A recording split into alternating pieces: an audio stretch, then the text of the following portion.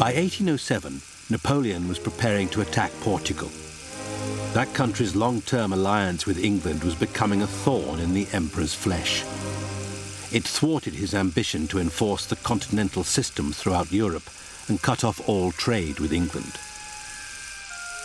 What the British had done is they'd blockaded trade going to France and France's allies, but at the same time they'd sold vast quantities of material to anybody willing to buy it, and, particularly by smuggling it often, but also to sort of, as it were, allies or intimidated powers who are quite happy to do things by the back door. Napoleon's determined to stop this. The continental system was simply a boycott by the entire continent, so Napoleon hoped, of British goods. He realised that, especially after Trafalgar, there was no way in which he could get at the British directly because of Britain's maritime supremacy, but he believed, with some justification, that the British economy rested on export or die. And so if he could prevent the British from exporting their manufactured goods to the continent, the British economy would get into difficulties and the British would be forced to make peace on Napoleon's terms. He thus, at the Treaty of Tilsit and in the Berlin Decrees, introduced the continental system whereby no continental power was allowed to trade either in British goods or handle British ships or British goods coming in via neutrals. The only problem is that a trade embargo of this nature is a two-edged weapon. It cuts both ways. And the big question was, who was going to die first? And as it transpired, the ruination it brought upon the continental nations, largely excepting the French, I must say, because Napoleon robbed Peter to pay Paul and made sure that the French system survived least damaged. But it drove the Hanseatic towns into bankruptcy. It ruined Holland. Human beings being what they were, smuggling was rife. So the continental system was naked commercial warfare. My motto is France first. If English commerce triumphs on the seas, that is because the English dominate the oceans. It is therefore logical that, since France is superior on land, she should make her trade dominant there. Otherwise, all is lost. It was a system very, very difficult to enforce because, in effect, what Napoleon was trying to do was to police the entire coastline of the continent of Europe. Some parts of that coastline were directly under his control, as in France, for example, and there it was relatively straightforward to keep British goods out. But it was a very different matter trying to keep, let us say, British goods out of Trieste, which could then make their way across the Alps and into the heart of Europe, or to keep British goods out of Scandinavia. And whenever one hole was stopped up, another one appeared. So it was very difficult to seal off the continent from British goods. Portugal is an obvious loophole, and therefore, in Napoleon's terms, troops have to be sent to Portugal. Portugal was traditionally Britain's best ally on the continent. It was a major trading partner of Britain, and it had depended for British troops on its security. The British had sent troops there in the 1700s. They sent a big force there in 1762. Portugal's opponent was Spain, and Spain had traditionally looked to France. Bourbon dynasty had ruled both states throughout the century until Louis XVI was deposed in France. Spain then went to war with the French, but following her defeat, Spain moved increasingly into the French sphere of influence, although it was a sphere of influence which was very much set by a bullying manner by the French. Napoleon had other motives for invading Portugal. He could move from there to Spain, where he could take advantage of the political chaos in the country and absorb it into his French Empire. Napoleon becomes interested in the idea of overthrowing the Bourbon in Spain and replacing them by a member of his own family, one of his brothers. Now, this reflects, first of all, Napoleon's dynasticism. He was very interested in the second half of the 1800s of pushing his family into kingdoms or principalities he had created, in Holland, for example, Naples, Westphalia, and so on. But it also reflects, in a sense, a factor one can often see with autocratic individuals and dictators, which is a lack of willingness to accept the imperfections and imprecisions of a relationship. The Spanish throne was occupied by the demented Charles IV, but the real power lay in the hands of Queen Maria Luisa and her lover, Manuel de Godoy. The Spanish, or rather their ruling clique, which included Godoy, the Prince of Peace, they were in favour of working together with Napoleon against the British, one because of the long history of conflict with us on the sea, two because of our long conflict on religion, and thirdly because they felt that they could make some, or Godoy felt he could make some quick bucks out of helping the French invade Portugal, from which he was going to get a slice. Napoleon believed there was widespread support in Spain for the country to join the continental system. In this region, he seriously overstretched his support. Another little blind spot of his, I think, it was a case of if I say jump, you jump. And in this particular case, he said, you will not have British goods. But public taste had become so dependent upon things like coffee, tea, spices, silk, cotton, manufactured goods which were made in Britain at a fraction of the cost that they could be made in Europe. There was a ready market for them. People wanted these things, and they were not really, after a couple of months, they were not really that sold on the Napoleon system that they would say, okay, we are going to deprive ourselves of all these luxuries of life and just so that you can win the war. Because they knew damn well that Napoleon wasn't depriving himself of these commodities, and neither was France. Napoleon certainly miscalculated very badly over Spain. He made the mistake of supposing that because the royal family in Spain was self-evidently decrepit, that the rest of the country was in a similar condition. And he also seriously underestimated the attachment that a large bulk of the Spanish population felt towards not so much Charles IV as towards his eldest son and heir, the Prince of the Asturias, Ferdinand. We forget sometimes that Napoleon had a lot of support from certain elements of Spanish society, namely the educated middle class, who were really quite tired of the oppressive nature of the church. This was, after all, the Church of the Inquisition, which was, just exactly the opposite of the ideals of the French government. And so those people supported Napoleon. But what Napoleon failed to take into account was that they were a relatively small group of people. The common people of Spain really wanted nothing to do with the French, with Napoleon. These really wonderful intellectual ideas of equality and freedom were really nothing compared to their deep religious beliefs and their deep sense of patriotism for their nation. Not only had Napoleon underestimated the level of resistance in Spain, he had also underestimated the terrain. The Iberian Peninsula was much more rugged than Napoleon had imagined. The landscape was wild, vegetation was sparse. It would be impossible for an army to live off the land, and with the rudimentary supply and logistic systems of the 19th century, that was a serious error. Napoleon miscalculated in his invasion of Portugal and Spain, largely because of his overconfidence. He had become so used to being right, so used to being victorious at this stage, that he ignored the advice of others who knew better.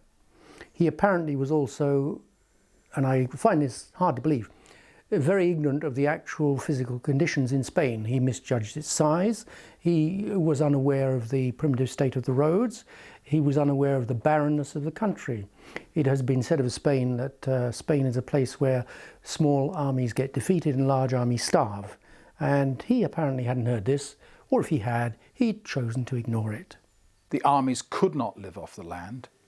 They had great difficulty in moving around, and consequently, by the very nature of the territory in Spain, by its geography, it was bound to be a tougher nut to crack than, let us say, Bavaria, Austria, or Prussia, or indeed anywhere on the great North German plain. During the summer of 1807, Napoleon did a deal with Godoy. They would cooperate to partition Portugal, and Godoy agreed to provide Napoleon with soldiers and supplies. In return, he would be granted all Portugal south of the river Tagus. As a result of the secret pact, in November 1807, a French army of 25,000 under Andros Junot advanced through Spain towards Portugal. Junot was a hothead who had earned himself the nickname the Storm. He arrived at Lisbon on 30th November to find that the entire Portuguese fleet had left. And so an army under General Junot was sent across Spain to Portugal and occupied the Portuguese capital with very little resistance, other than, curiously enough, a Russian fleet that was acting in a neutral capacity, which refused to leave the harbour. But the Portuguese government fled to Brazil, and it was a very simple occupation of Portugal by the French. Meanwhile, in Spain, plots were afoot to have Charles deposed. His son, Ferdinand, supported such moves. By 1808, popular rising against Godoy forced the royal family to seek exile in France. Napoleon, posing as a mediator between father and son, met them at Bayonne. There, he ordered Charles to abdicate and Ferdinand to renounce the succession. He then declared his brother, Joseph Bonaparte, King of Spain. With his brother Jerome already installed as King of Westphalia, brother Louis occupying the throne of Holland, and even his stepson Eugene deputizing as Viceroy of Italy, the Bonaparte family now effectively controlled Europe. This was nepotism on a spectacular scale. Naturally, Napoleon sincerely believed in the benefits of French rule as shown in a letter to Jerome the previous November. The peoples of Germany, as well as those of France, Italy and Spain, desire equality and demand liberal ideas. I have been managing the affairs of Europe long enough to be convinced that the burden imposed by the privileged classes is contrary to the wishes of general opinion. Be a constitutional king. Having established Joseph as King of Spain, he dispatched Marshal Murat with an army to take Madrid and impose French rule. If Napoleon thought the decision would be popular, he was mistaken. Napoleon horribly miscalculated the effect that his putting Joseph on the throne would have. When the people thought Napoleon was going to support Ferdinand, who they rather liked, over others, then that was fine with the Spanish people. But once they realized that it was going to be King Jose, then the deal was off and the Spanish people were not going to support the French. The response is not what he had anticipated. It becomes quite possible to seize the royal family, but there is a popular reaction in Spain. The French use enormous force against it, and famous paintings, of course, of the shooting of people in Madrid by Goya, but widespread popular resistance, both by regular and by irregular Spanish forces, ensure that Napoleon has to send large amounts of troops into Spain. On 2nd May, the Spanish people rose up against Murat's army. They killed 150 of Murat's Mameluke cavalry before the uprising was put down. Mass executions followed, and resistance to the French was stiffened. This effectively developed into a civil war between Spanish liberals and reactionaries. Worse was to follow. At Belen on 19th July 1808, some 40,000 Spaniards surrounded 9,000 raw French recruits and forced them to surrender. It's the first time that a French army has been decisively defeated and indeed surrenders to the Spanish army. It sends shockwaves through Europe, and of course it's a very embarrassing occurrence as far as Napoleon's concerned, and that encourages the Spanish army in the pursuit of the fight against the French. There was only one solution. The emperor himself would have to intervene. Napoleon hastily persuaded Tsar Alexander I to keep the Austrians in check, while he personally took 100,000 veterans from the Grande Armée and marched to Spain.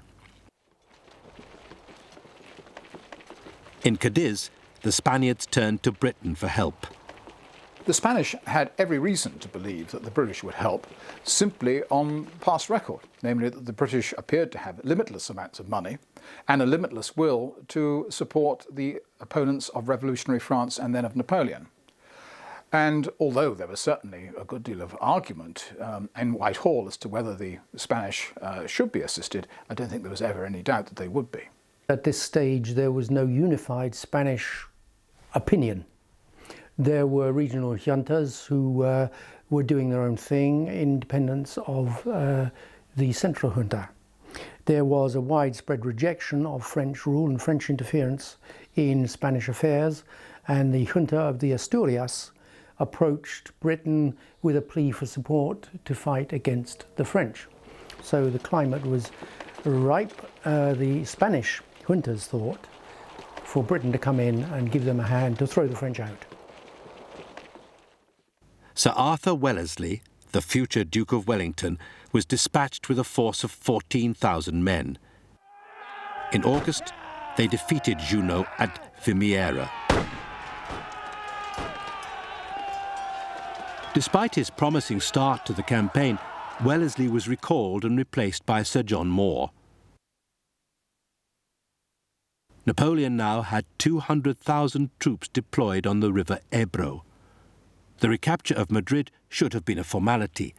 Instead, Moore, with 28,000 men, used diversionary tactics to draw off the French before retreating to Corunna. There, on 11th January 1809, a famous rearguard action was fought. Moore and 6,000 of his men were killed, but the British forces succeeded in withdrawing, and Napoleon could hardly claim it as a victory. His immediate hopes of crushing Spain and Portugal were unresolved, and he presently withdrew from the campaign. Writing shortly afterwards, Napoleon noted the error of his ways. The error committed in Spain was not that of proceeding too rapidly, but that of proceeding too slowly after my departure. Had I remained there a few months, I would have taken Lisbon and Cadiz, united all parties and pacified the country. In his latter years, in his memoirs written on St. Helena, Napoleon saw it rather differently. With hindsight, he correctly analysed the situation as a French victory. The Spanish War ended in 1809. In 3 months, I had beaten and dispersed the 4 Spanish armies of 160,000 men, taken Madrid and Saragossa, and forced General Moore to re-embark after losing half of his army, his stores and military chests. Spain was conquered. What Napoleon thought he could do in 1808 was to take control of Spain, and thus Portugal, very quickly and with a minimum of effort. It turned out that he could not take control, and that in the 6 years which then the campaigns lasted, it would prove to be not so much an ulcer, which is the common metaphor, but it was really a source of hemorrhaging. It just hemorrhaged and hemorrhaged and hemorrhaged men and money. In the past, Napoleon had relied on all his wars making profits. He would make war at the expense of one country to create a war chest to take on another one. But in the case of Spain, not only was there no money to be extracted, it became a net and very serious strain on his financial resources, and more seriously, ultimately, on his military resources.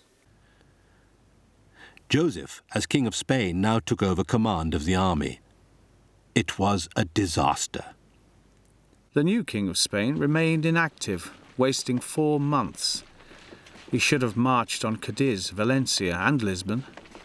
Political means would then have done the rest. When Napoleon himself was in Spain, he was not defeated.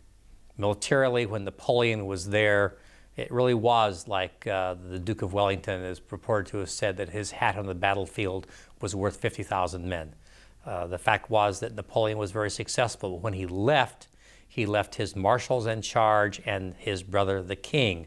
And there was infighting, there was a real lack of unity of command, and so as a result, where you could have had tremendous French victories, instead you ended up with French losses, and it turned out to be a disaster.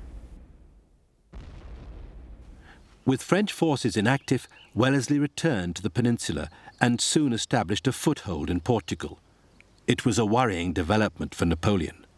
The Anglo-Portuguese army became as skillful and battle-hardened as the French army. The Spanish expedition under Sir John Moore is unsuccessful. In Portugal, on the other hand, the British are more successful. They land an expeditionary force, it defeats the French, and by the time the French arrive, larger French forces arrive, the British are well prepared for them.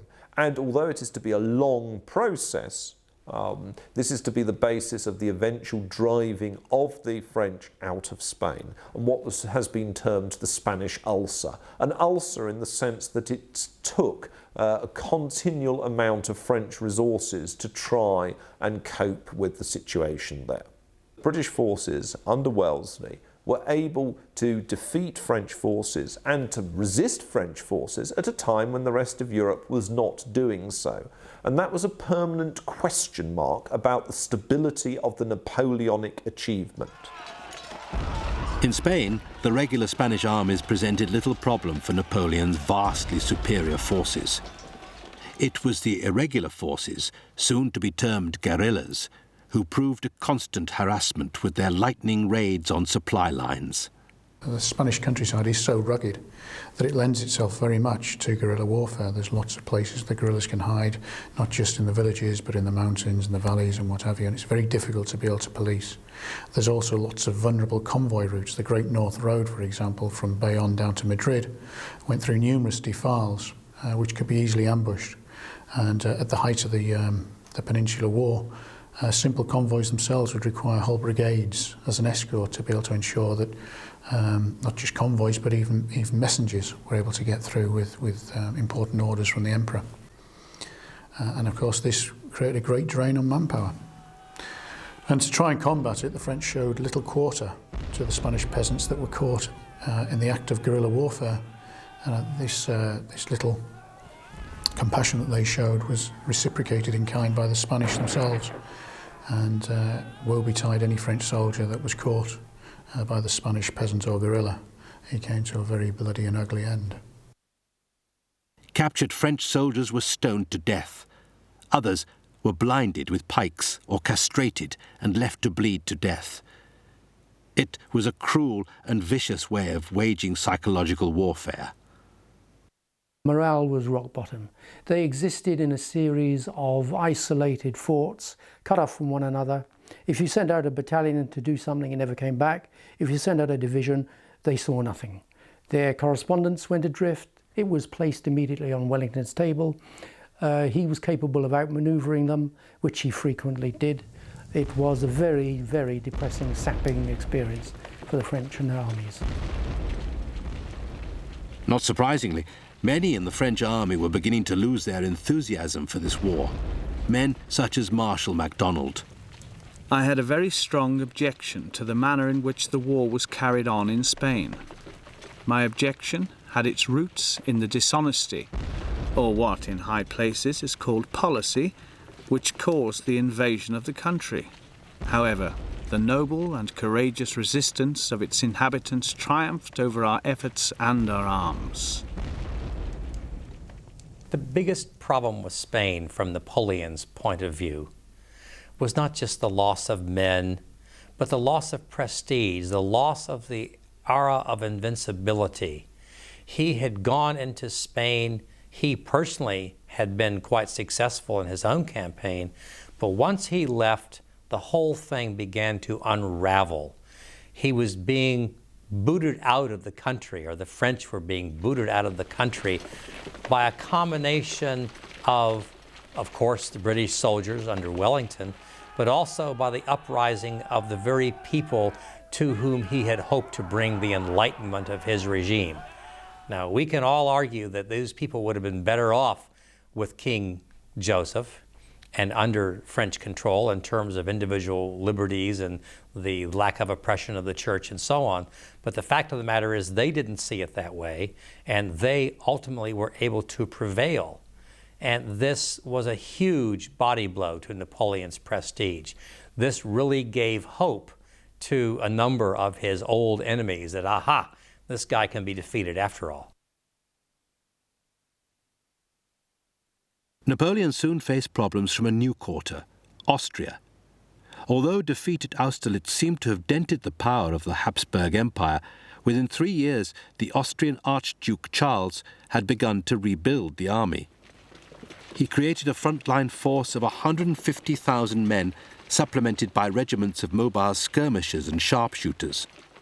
After the catastrophic failures at Ulm and Austerlitz in 1805, the Austrians really did make a big effort to put their house in order, a really major effort by their standards. They are starting to learn from the experiences of the past decade or so. And so during the period of 1806 through to the end of 1808, beginning of 1809, the Austrian army learned from its betters, looked at the French system of general staff and organisation, and adopted many of the good features of the French army and applied them to the Austrian army. This made the Austrian army far more flexible and much more able to react in the face of the enemy than it had previously done so before. So by 1809, whilst Napoleon still maintained a certain contempt for the Austrian army, they were by far a more efficient fighting machine. Napoleon was beginning to find himself committed on too many fronts. The army was left with insufficient hardened troops. Raw recruits were drafted in.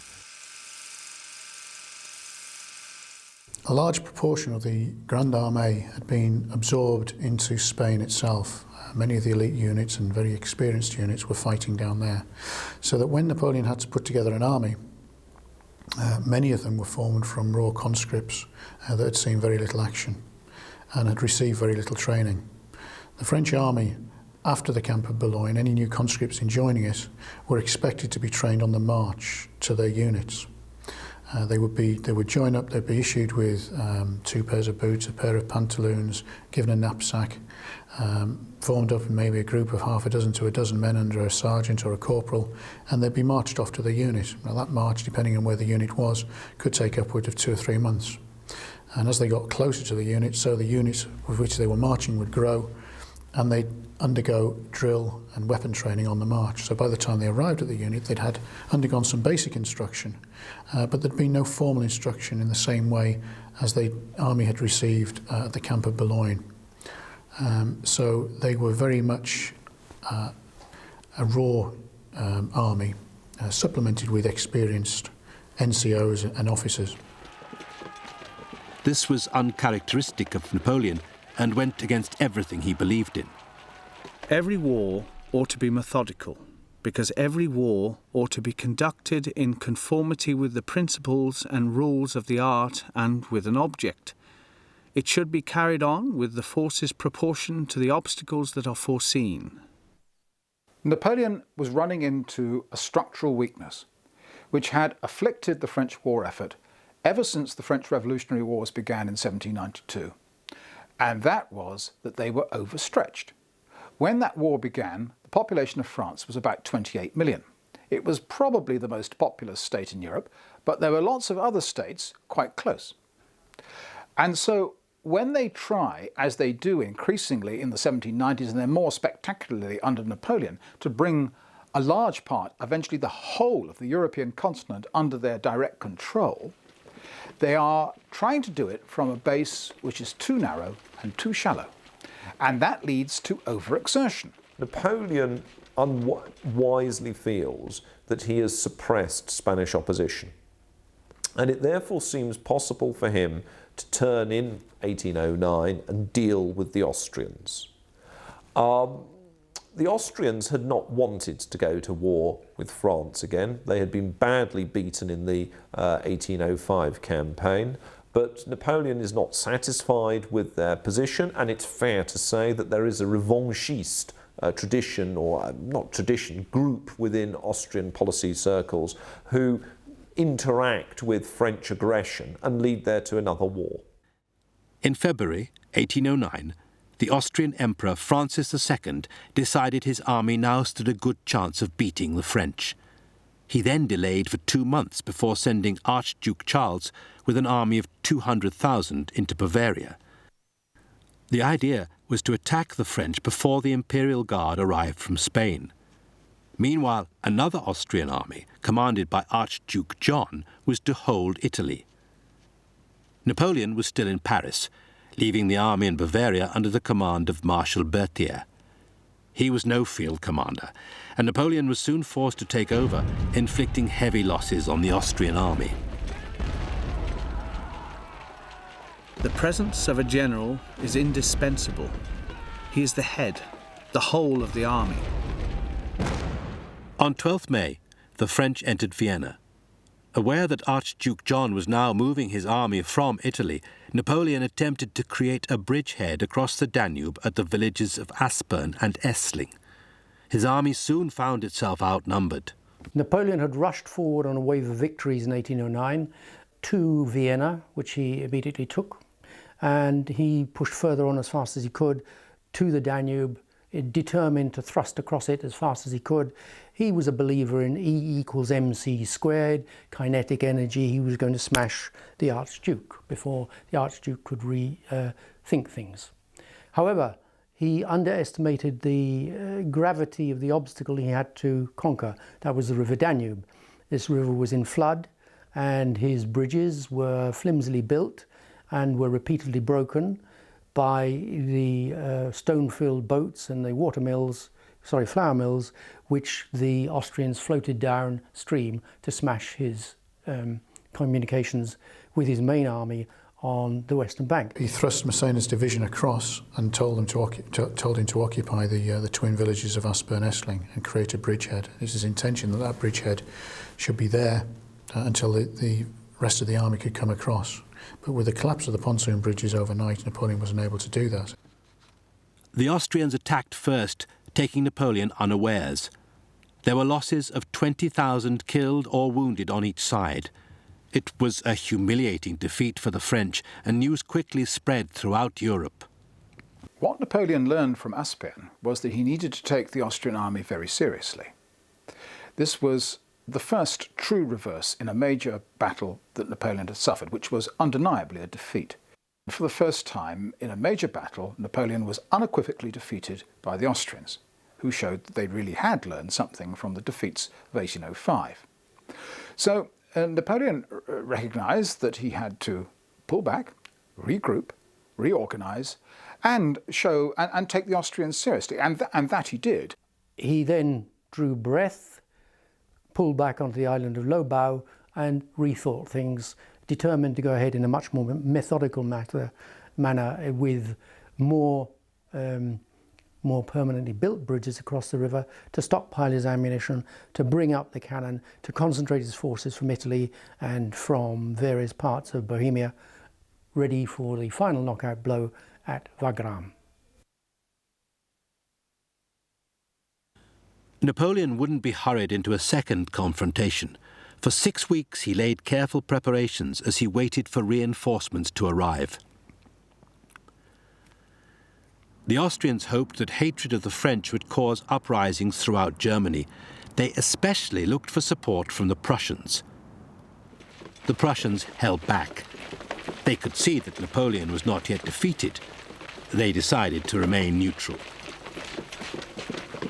On 5th July, Archduke Charles had set up a defensive position in the village of Wagram. Napoleon was now ready for action. The Battle of Wagram was impending, which would in all probability determine the question of peace, and it would afterwards be a proper time to negotiate with the Holy See and to bring these troublesome affairs to a close. A two-day battle dominated by the artillery of both sides followed.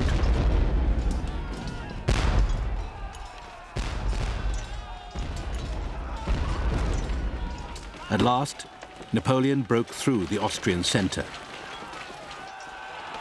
Although the French were victorious, there were heavy losses on both sides, 40,000 Austrians and 30,000 French. Yet Charles was still able to withdraw intact 80,000 men and demand an armistice. Wagram was touch and go, and although it was a French victory, the Archduke Charles retreated in good order and certainly lived to fight another day. There was no need for the political will of the Austrians to collapse, as it did in 1809, and to throw their hands up in despair and say, oh, we've been beaten again. They hadn't really been beaten, yet. The Peace of Schönbrunn split up parts of Austria between Bavaria, France and Russia, and the continental system was imposed upon the Habsburg Empire. Napoleon's enemies were already detecting signs of weakness. He had set himself a hectic pace and was now finding it difficult to maintain. He still had belief in his own infallibility and a tendency to underestimate the opposition. By this time, 1809, Napoleon had realized that he himself had only a certain limited time left for waging war at this intensity. Physically, there was going to come a time when he couldn't carry on. He was, however, extremely pleased with the performance of his Grande Armée. It didn't need any more tweaking. The commanders who could do the jobs were in the right situation, and the whole organization responded to what he commanded it to do. So from that point of view, he was happy. I think he remains living in something of a fool's paradise in 1809. It had been a very close call against the Austrians, and he'd been defeated at Aspern. But the signs were there for the really far-sighted, the clear-sighted military observers to read. Someone like Clausewitz, for example, who could see what was going wrong with the Napoleonic war machine. The Spanish ulcer was still busily hemorrhaging away. There was no sign that that was being brought under control. And there was an even more ominous sign, which Napoleon was very slow to pick up. And that is that the rhetoric of liberty was moving from one side to another. On the one hand, we can see Bonaparte trying to put Joseph onto the throne of Spain, and thereby making it seem as this is now warfare for the sake of the Bonaparte dynasty rather than for the interests of France, least of all the interests of humanity, liberty, equality and fraternity. On the other hand, we see the Spanish, and then in 1809 we see the Austrians and others allied with them advancing their cause as the cause of liberty. They're stealing, as it were, the rhetoric from the French. In June 1809, he sent Marshal Massena, Prince of Essling, to Spain with 130,000 men. At Busaco, he faced an Anglo-Portuguese army of 80,000. The French launched their attack. The two armies were of an equal force, but the position at Busaco was very strong. The attack failed, and the next morning the army turned the lines by proceeding on to Coimbra. The enemy then effected his retreat on Lisbon, burning and laying waste the country. From the French point of view, it was a total shambles. But Napoleon had continuing problems with Holland. In 1806, he had placed his brother Louis on the throne. Within a year, he was writing to reprimand him. A prince who gets a reputation for good nature in the first year of his reign is laughed at in the second. The love that kings inspire should be virile, partly an apprehensive respect and partly a thirst for reputation. When a king is said to be a good fellow, his reign is a failure. Beginning in 1806, Napoleon began placing his numerous relations on the thrones of Europe. He puts Joseph in as King of Naples in 1806, switches Joseph to Spain in 1808 and puts his brother-in-law Murat on the throne of Naples. He creates a kingdom for brother Jerome in Westphalia, and he puts his brother Louis on the throne of the Netherlands. And that was a tough assignment for Louis. The Dutch were notoriously truculent. They'd been subjected to all manner of discrimination and exploitation by the French since their conquest in 1794-5. And most importantly, the Dutch were suffering very seriously as a result of the continental system and the blockade of England. The trouble with Louis and his over-Dutchness had bubbled up before the final break in 1810, and as early as 1807, Napoleon was aware by his network of spies that Louis was perhaps not only allowing but encouraging smuggling to save his realm from bankruptcy. He sent one or two rather heavily worded warning shots across Louis's bow, but eventually, because Louis refused to come to heel, in 1810 he called him to Paris and forced him to abdicate.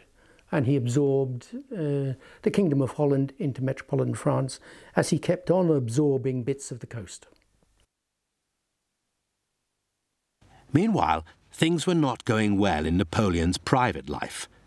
The Empress Josephine was now into her 40s, and the likelihood of her producing more children was slim. He had an illegitimate son through his mistress, Maria Walewska, but he needed a younger bride who would bear him a legitimate male heir. He told Josephine of his intention to obtain a divorce. I still love you, but in politics there is no heart, only head. The divorce was quite amicable. Napoleon insisted that Josephine should still retain the title of Empress and maintain her court at Malmaison. Even before the divorce, Napoleon had set about searching for a new wife.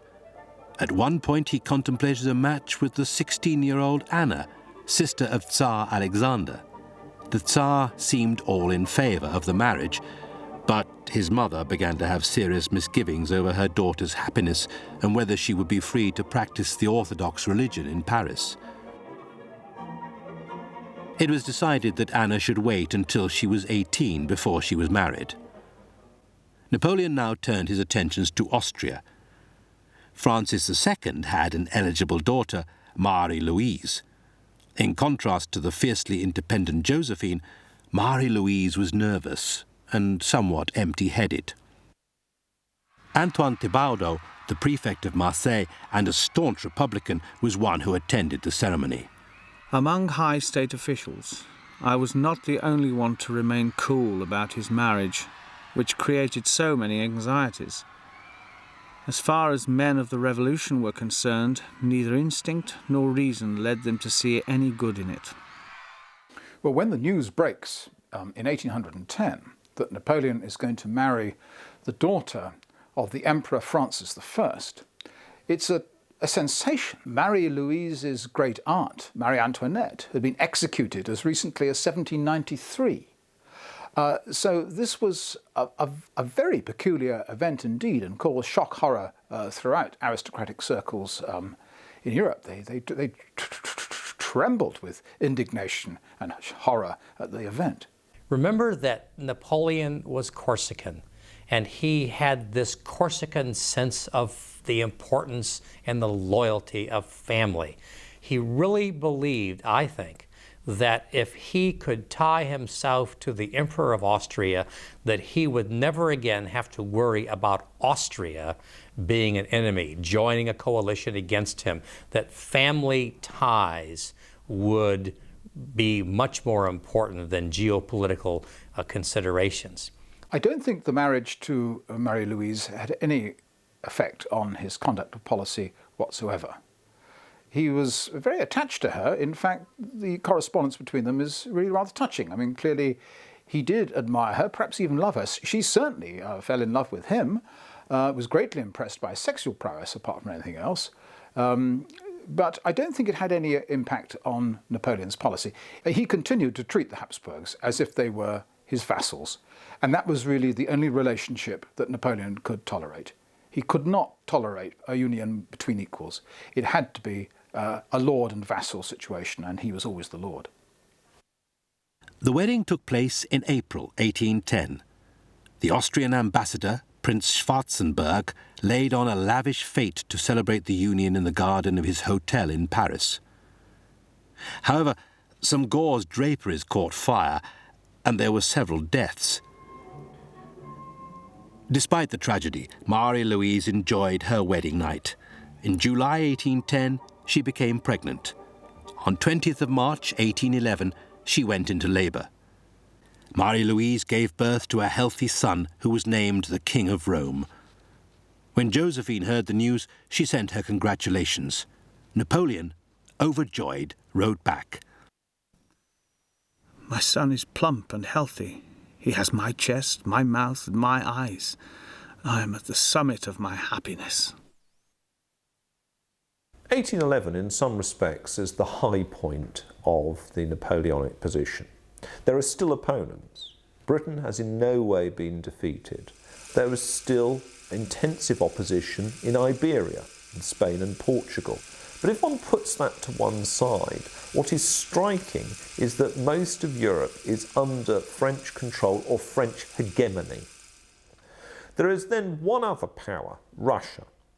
Now Russia, Tsar Alexander had reached a deal with Napoleon on the barge on the River Niemen when they'd met, the Tilsit Agreement in 1807. And for want of a better word, this is an agreement about spheres of influence. Much of Europe under the French sphere of influence, but obviously a Russian sphere of influence to the east. Having said that, Napoleon isn't satisfied. He is a man who finds it very difficult to accept that anything other than what he wants. And in particular, in the case of the Russians, he is dissatisfied because they are not anymore paying attention to the continental system. They feel that trade with Britain is important to their economy. And from 1810, Napoleon is building up his army again. Now, initially, it looks as though he intended in 1810 not to attack Russia, but just to intimidate Russia. It's in 1811 that he starts more actively planning for war.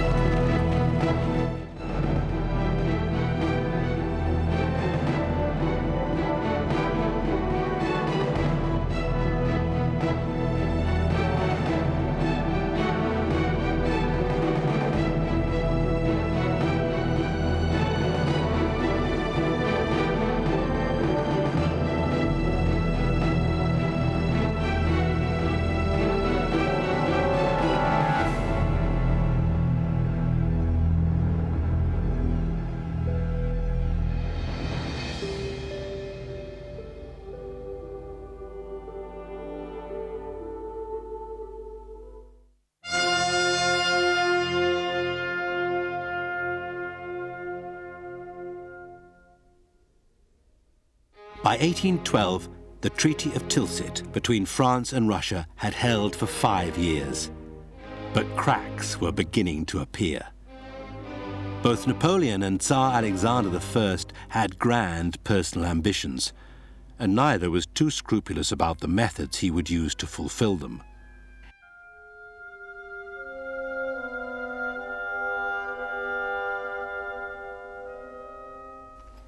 In 1807, at Tilsit, Napoleon and Alexander I in effect had done a deal. And that was that Napoleon would dominate Western, Central and Southern Europe, and Alexander I would dominate the East, with a view to looking to the conquest of Constantinople.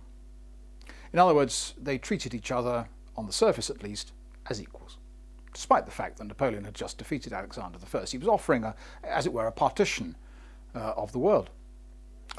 But with every year that passed after 1807, it became clear that Napoleon simply couldn't tolerate that kind of relationship, and he regarded Alexander I as a vassal, not as an equal or as an ally.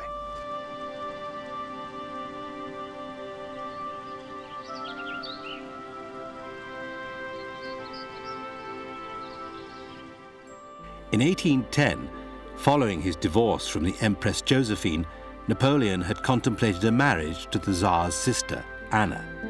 Instead, he had contracted a union with Marie-Louise of Austria, much to the Tsar's displeasure. Nor was Alexander pleased at Napoleon's unwillingness to help him take Constantinople. He also feared Napoleon's plans to enlarge the Grand Duchy of Warsaw and revive an independent Poland.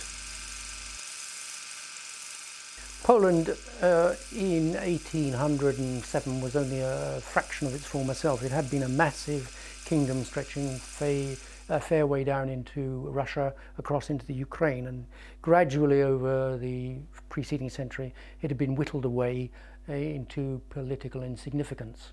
Napoleon recognized that there was a pool of ardent manpower support to be drawn from the Poles. He created the Grand Duchy of Warsaw, which he gave to the King of Saxony to look after for him. This was on the western borders of Russia, and the Tsar was not happy about this recreation because he could see that at some point somebody might take it in their minds to say, okay, from my Grand Duchy of Warsaw, you're now again the Kingdom of Poland, and we'll have half of Western Russia to make you up. A small section of the Grande Armée was still stationed east of the Elba. Prince Joseph Anton Poniatowski, one of the marshals Napoleon later called intrepid heroes, warned the emperor that Alexander planned a preemptive strike against them. I thought that the French Empire, which I had created by so many victories, would be dismembered at my death, and the sceptre of Europe would pass into the hands of a Tsar, unless I drove back the Russians beyond the Dnieper and raised up the throne of Poland, the natural barrier of the empire. Napoleon very much knew that the Russians always objected to Polish nationalism and the fact that he maintained the Duchy of Warsaw. They even incorporated aspects of the Polish army in his own army. Was a continual thorn in the side of the Russian Tsar.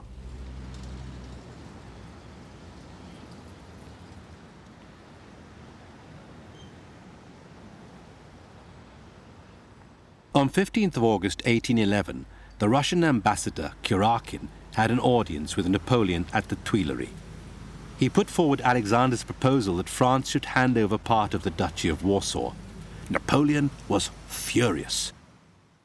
Even though your armies were to camp on the heights of Montmartre, I wouldn't yield an inch of Warsaw. Not a village, not a mill. Don't you know that I have 800,000 troops? If you're counting on allies, where are they? Napoleon is increasingly looking to first intimidation and to then conquest. It's fair to say that his advisors cautioned him against conquest, or cautioned him against invasion. They argued that it was militarily a difficult task, but also that it diplomatically was in many senses would be foolish. Napoleon, however, was having none of this. For reasons that I don't completely understand, Napoleon seems to have ignored or refused to understand several warnings of the nature of the campaign of 1812. The Tsar himself told Caulaincourt, Napoleon's foreign secretary, that he would draw the French into Mother Russia and they would face the wrath of the weather and of the peasantry. He said, your French soldier is brave and fights well, but he has never had to experience the kind of campaign that he will have if he tries to come into Mother Russia. The reason that Napoleon went for Russia, despite having been reminded of the catastrophes which overtook Charles XII of Sweden when he tried it, were that he believed his own propaganda by this point. He thought that if he bent his mind to a problem long enough and worked at it hard enough, he would break it. And thus, regardless of all the voices raised against it, he pushed ahead. Napoleon was never a person to take advice, least of all about military matters.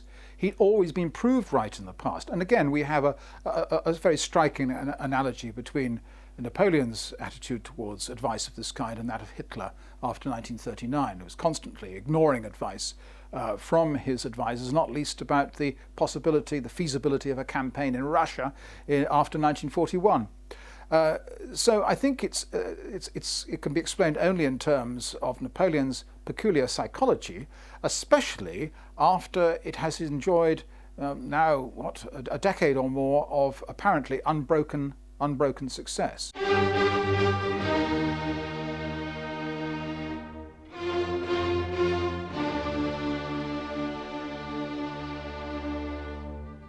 Napoleon set about organizing provisions. This time he would not repeat the mistake of Spain and rely on living off the land.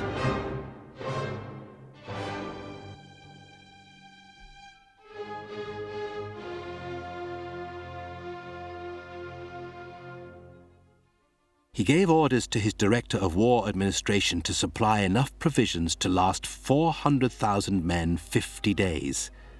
As well as the basics of bread and rice, he requisitioned 6,000 wagons to carry enough flour for 200,000 men for 2 months, and 2 million bushels of oats for his horses. This was on 13th January 1812, and Napoleon expected it to be ready in time for what he referred to as the Second Polish War.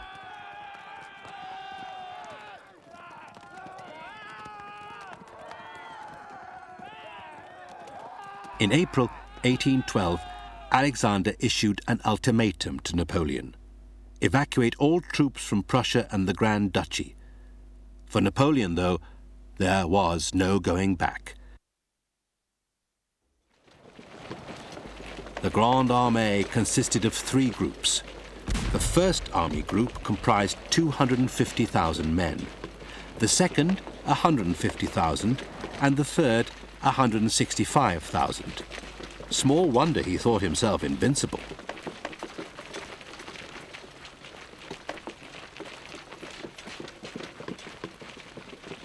In 1812, prior to the invasion, which occurs in late June, begins in late June, he organises a formidable coalition and calls on troops from throughout Napoleonic Europe.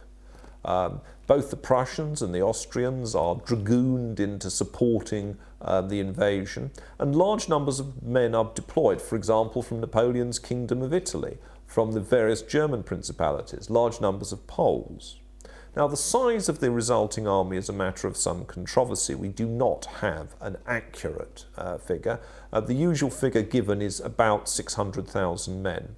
I think it's certainly fair to say that we're probably talking of over 500,000 men in the invading force. In 1812, Austria, Prussia, Germany, Switzerland and Italy marched under the French eagles. Was it not natural that I should think the moment had come to consolidate the great edifice I had raised, but on which Russia would lean with all her weight as long as she could send her numerous armies at pleasure to the Oder?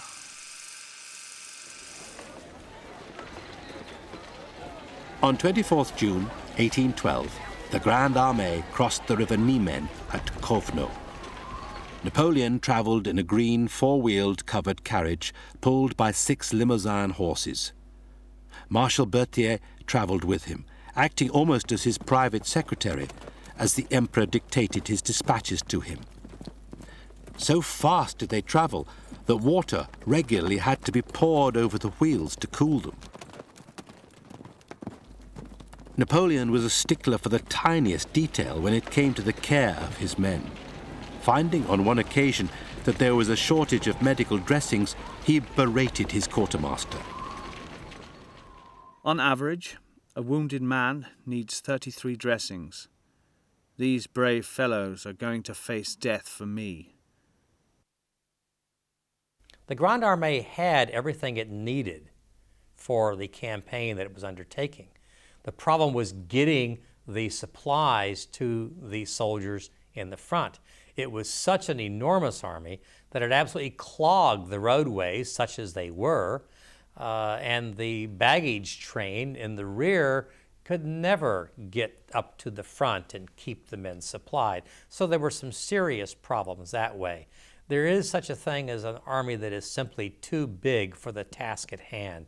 And I think you can argue very successfully that the Grande Armée of 1812 going into Russia probably should have been about half the size that it was. Napoleon's hope was that he could lure the Russians into a position from which he could split them up and defeat them. He believed he could force the Tsar into signing a peace treaty in just 9 weeks. What Napoleon really wanted to do is do what he had done against Austria in 1805 and Prussia in 1806, which is to advance on the opponent's capital and to dictate terms. A short, quick war is what his army was prepared for and what his resource base permitted. And that was what he invaded Russia for. He hoped to envelop the opposing armies close to the frontier, and having destroyed them or defeated them, to then have a rapid advance. In other words, to have the equivalent of his Ulm and then his advance on Vienna. And that was what he hoped for in 1812. And that was one of the reasons why the French advance, and the French allies advanced on such a broad front in order to give them a basis for envelopment.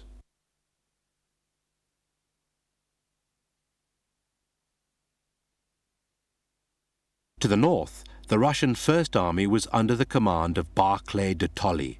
It consisted of 125,000 men and 600 guns. To the south, Prince Bagration led the Second Army, comprising another 47,000 soldiers.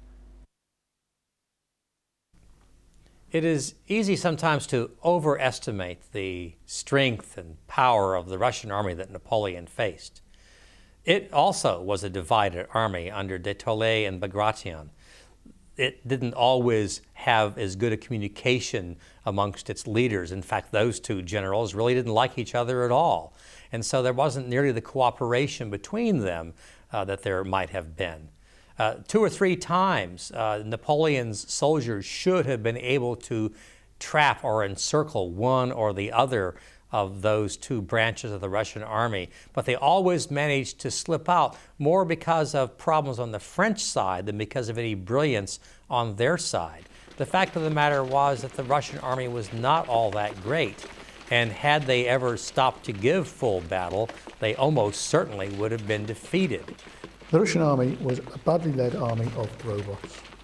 The Russian soldier was a peasant who was press-ganged effectively into the army. He had no say in the matter, he wasn't a volunteer, and he just did as he told. It was indicative of the peasant system that was prevalent in Russia at the time, and indeed went on being prevalent into the middle of the 19th century.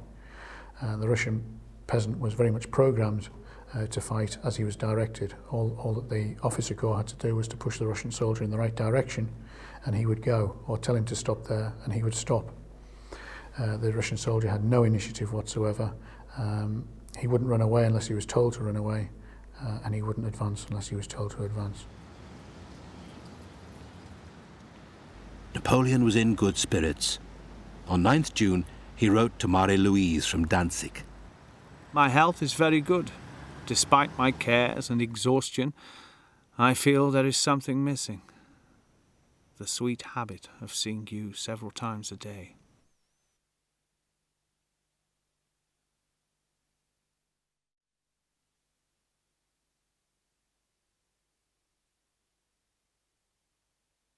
Napoleon hoped to fight Barclay at Vilna, but the Tsar had already ordered his commander to withdraw from there. With 180,000 men, Barclay marched to Vitebsk. From there, he moved on to Smolensk, where he joined up with Bagration's Second Army. Napoleon pursued them. It was then that I executed the fine manoeuvre, which was the counterpart of one I directed at Landshut in 1809. Using the forest of Babonorinsky as a shield, I turned the left of the Russian army, crossed the Dnieper, and advanced on Smolensk. I reached the city 24 hours before the Russians, who happened to be in Smolensk, succeeded in defending it for 1 day, which gave Barclay de Tolly time to reach it. Bagration accused Barclay of cowardice when the latter ordered the evacuation of Smolensk after 2 days of fierce fighting. In Bagration's eyes, it was tantamount to treason and a betrayal of the heroic Russians who had died. On the night of 17th, 18th August, the fleeing Russians burned Smolensk.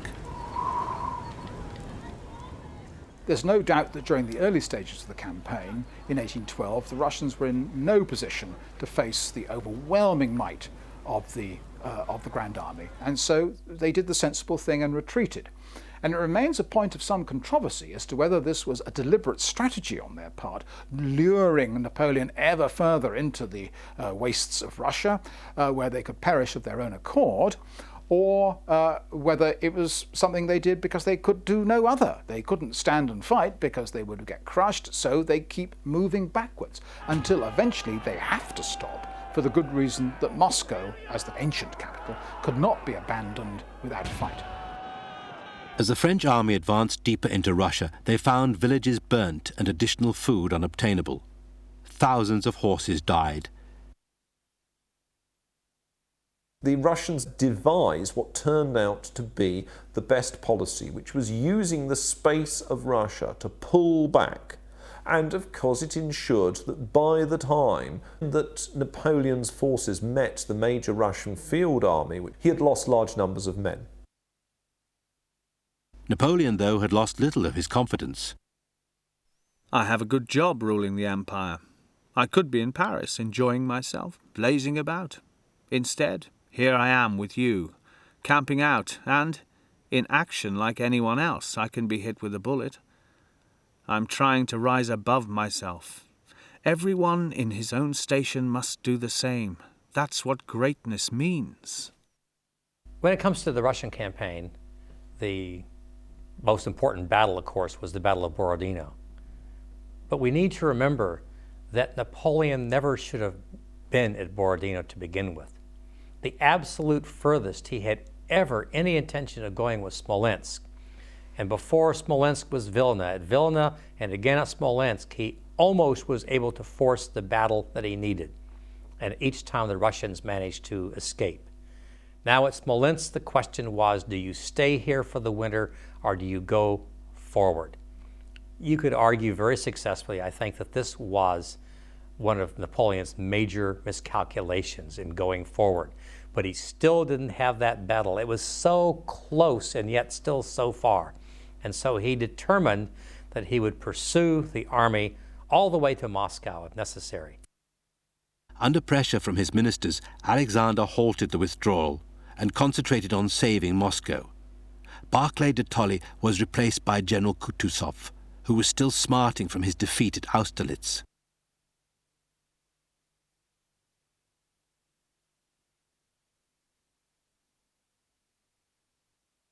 On 6 September, the two armies faced each other near the village of Borodino. Napoleon was unwell. The dysuria still troubled him, and he had a feverish chill. His spirits lifted with the arrival of a package, a portrait of his young son, the King of Rome. He proudly showed it to his fellow officers. Gentlemen, if my son were 15, believe me, he would be here in person. That night he had only 2 hours' sleep. At 3 a.m., in the biting wind and rain, he reconnoitred the surrounding countryside. The area was heavily wooded, making it unsuitable for cavalry. Also, the Russians were dug in on sloping ground, their batteries protected by redoubts. The armies were almost equally matched in numbers. The Russians had 120,000 men and 640 guns, the French 133,000 men and 587 guns.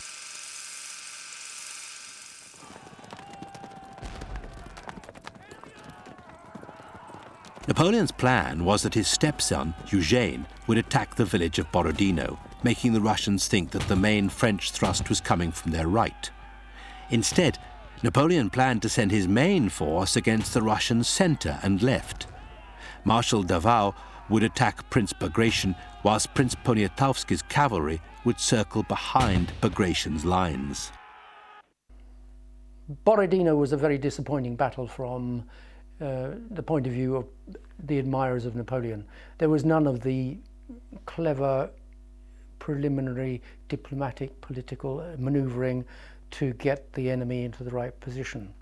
This was just going to be a bloody slogging match. Davout suggested that there should be a great sweep around the southern flank. Unfortunately for Davout, he was shot down in flames by Napoleon, who considered it to be too complicated. What Napoleon wanted was something very simple. We'll just go and crush them. On the morning of the battle, Napoleon's officers were arrayed in their most glittering uniforms. On the face of it, this was folly. They would be sitting targets. On the other hand, their deeds of glory would be more visible. Still unwell, Napoleon took up position a mile from the southern Russian redoubts, with a view of the central third of the battlefield and the main French batteries in front of him. At 5:30 a.m., Napoleon ordered them to open fire. The Russians replied at once. The earth trembled.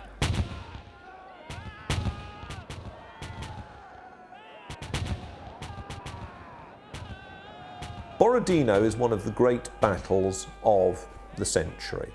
More than 1,000 cannon, I think about 1,227, and about 233,000 men fought on that day.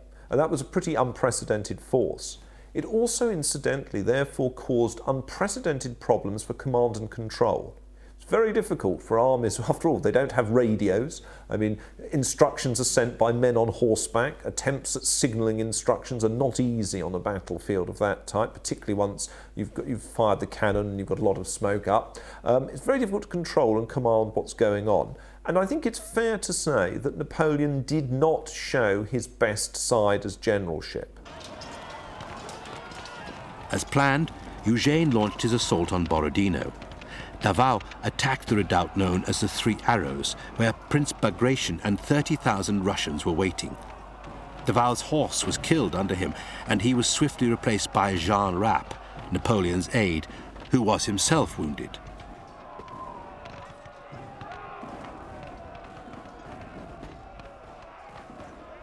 In the meantime, Marshal Ney had captured the southernmost gun emplacement. Murat and the cavalry were sent to help him hold it. The Russians refused to surrender. Napoleon determined to root them out. They are citadels that have to be demolished with cannon. Napoleon remained behind his own lines, listless and indecisive. Ney was furious. Why is the Emperor in the rear of the army? If he is no longer a general, then he should go back to the Tuileries and let us be generals for him. By 10 o'clock, Eugene had taken Borodino, and Prince Bagration lay mortally wounded. Poniatowski, though, was unable to take the Three Arrows from behind. Shortly after 10, Ney begged Napoleon to attack the Three Arrows with his guard. Napoleon consulted Marshal Bessières, commander of the guard. Bessières counselled prudence. Will you risk your last reserves 800 miles from Paris? No. Suppose there's another battle tomorrow. Instead, Napoleon sent a fresh division under General Friant. It was not enough for Ney to be able to force a victory. Action was centred on the Great Redoubt. This was defended by Barclay de Tolly with 75,000 men and 27 guns. Amongst those who attacked the Great Redoubt was Captain Francois of the 1st Division. When we reached the crest of the ravine, we were riddled with case shot from this battery and others flanking it, but nothing stopped us. Despite my wounded leg, I did as well as any voltigeur in jumping away from round shot as it ricocheted into our ranks. Whole files, half platoons even, went down under the enemy's fire and left huge gaps. General Bonamy, at the head of the 30th, halted us in the middle of the grape shot. He rallied us, and we charged again. A Russian line tried to stop us, but at 30 yards range we fired a volley and passed through. Then we dashed towards the redoubt and clambered through the embrasures. Francois and his division were driven from the redoubt. Francois fainted from loss of blood and was taken from the field to have his wounds tended. The surgeons were kept busy. Dominique Lary, the senior surgeon, amputated 200 limbs during the course of the battle. The Great Redoubt was finally captured in the late afternoon following a fierce assault from Prince Eugene, Ney and Murat. The Russians were allowed to withdraw towards Moscow in good order. Napoleon wins the Battle of Borodino, technically, because the Russians leave. But the Russians leave because they are most of all wanting to keep their army intact. And since they do that, you have to argue that it was at best a draw. One side wins, holds the battlefield, and goes on to Moscow, but the other side keeps the army intact to fight yet another day. After the battle, the dead were counted. The Russians had lost 44,000 men, the French 33,000. Amongst the corpses, the occasional soldier still clung to life. Finding a wounded Russian, Napoleon ordered his wounds to be tended. When his aide objected, the emperor reprimanded him. After a victory, there are no enemies, only men. It was the quality and determination of the Russians that inflicting heavy casualties that really led to the important net effect of the battle, which is that it is a far weaker Napoleon, and in some ways almost a psychologically exhausted Napoleon, that advances on Moscow. At last, on 13 September, he reached the outskirts of Moscow. Sergeant Burgoyne of the Old Guard was overwhelmed by his first sight of the Russian capital. The sun was reflected on all the domes, spires, and gilded palaces. Many capitals I have seen, such as Paris, Berlin, Warsaw, Vienna, and Madrid. They only produced an ordinary impression on me. But this was quite different. The effect was to me, in fact to everyone, magical.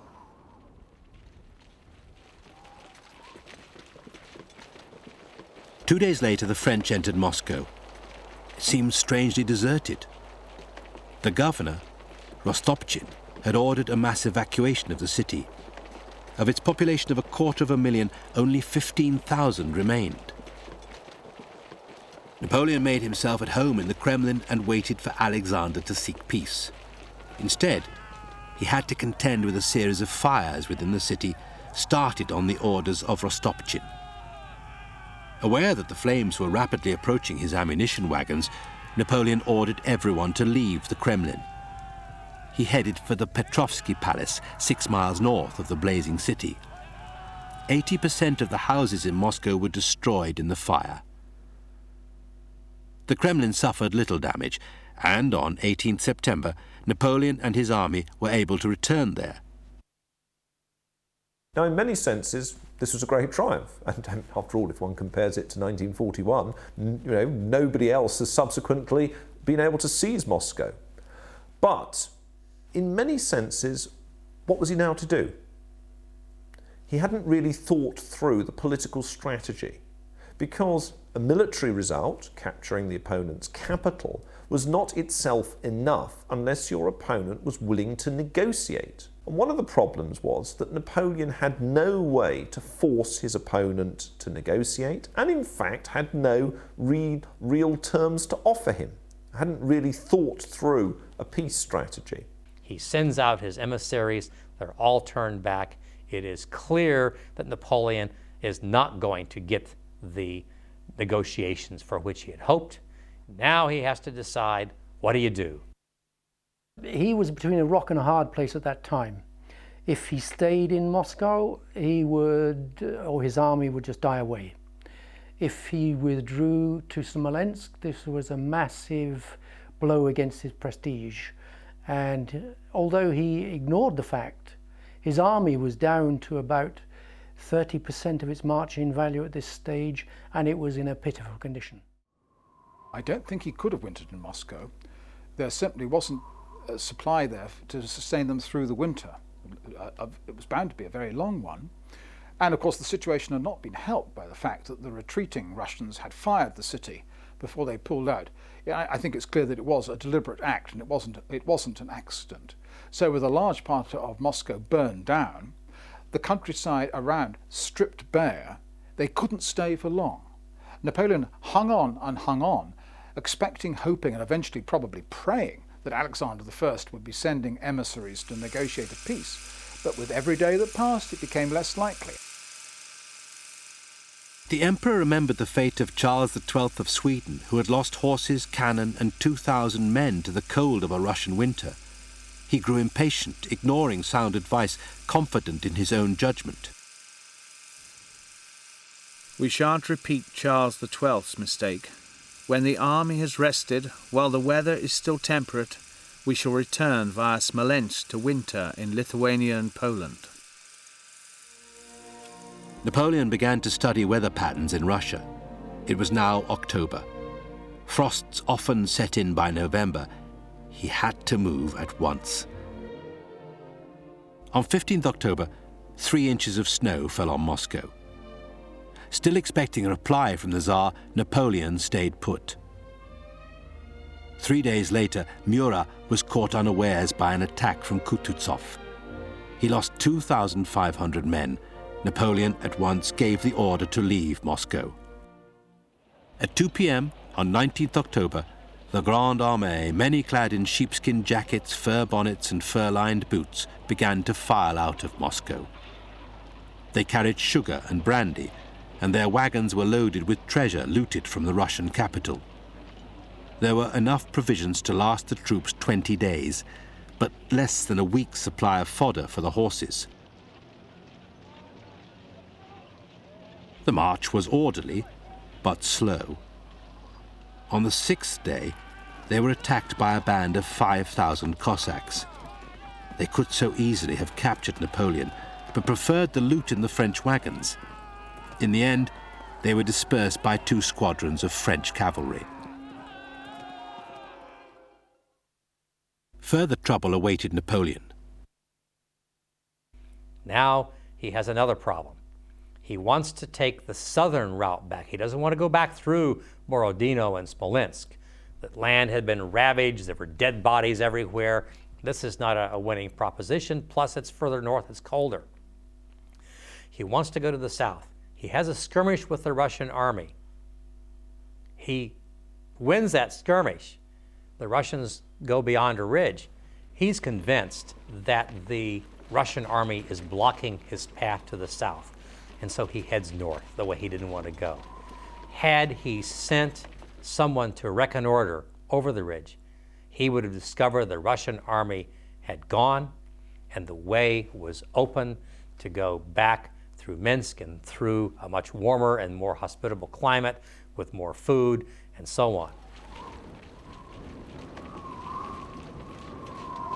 As October drew to a close, snow was succeeded by severe frost and bitter winds. By 6 November, the temperature was down to minus 22 degrees centigrade. Snow fell in enormous flakes. We lost sight of the sky and of the men in front of us.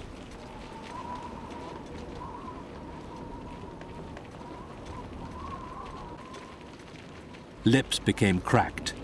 Noses were frostbitten. Many were permanently blinded by the glare. They also faced risks from the serfs, who were under orders from their masters to offer hospitality to the French. They were then to get them drunk and slit their throats. An English observer with Kutuzov witnessed some of the atrocities. I saw 60 dying naked men, whose necks were laid upon a felled tree, while Russian men and women with large faggot sticks, singing in chorus and hopping around with repeated blows, struck out their brains. Supplies were rapidly running out, and many ate the congealed blood of dead horses. Others disemboweled the wretched animals and sheltered from the cold inside the hollowed carcasses. Dead soldiers were unceremoniously stripped of their clothes and their bodies left for the wolves. The French army was unfortunate in the winter of 1812-1813, in so much as that it was one of the coldest winters that Russia had suffered in recent times. They suffered very badly. They also suffered from the fact that Napoleon believed that the whole campaign would be over before the winter came, and so they marched into Russia with very little winter clothing. And the tales tell of valuable paintings being burned just simply to be able to keep them warm during the very, very cold nights. The retreat itself did not have to be a debacle, but it was.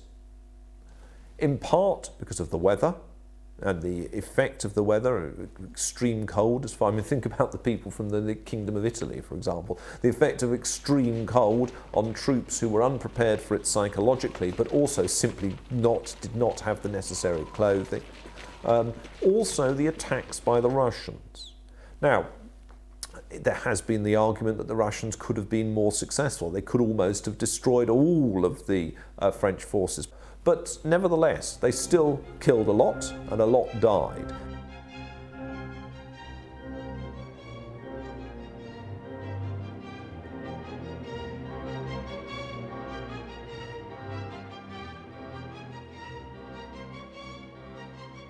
What remained of the army reached Smolensk on 8th November.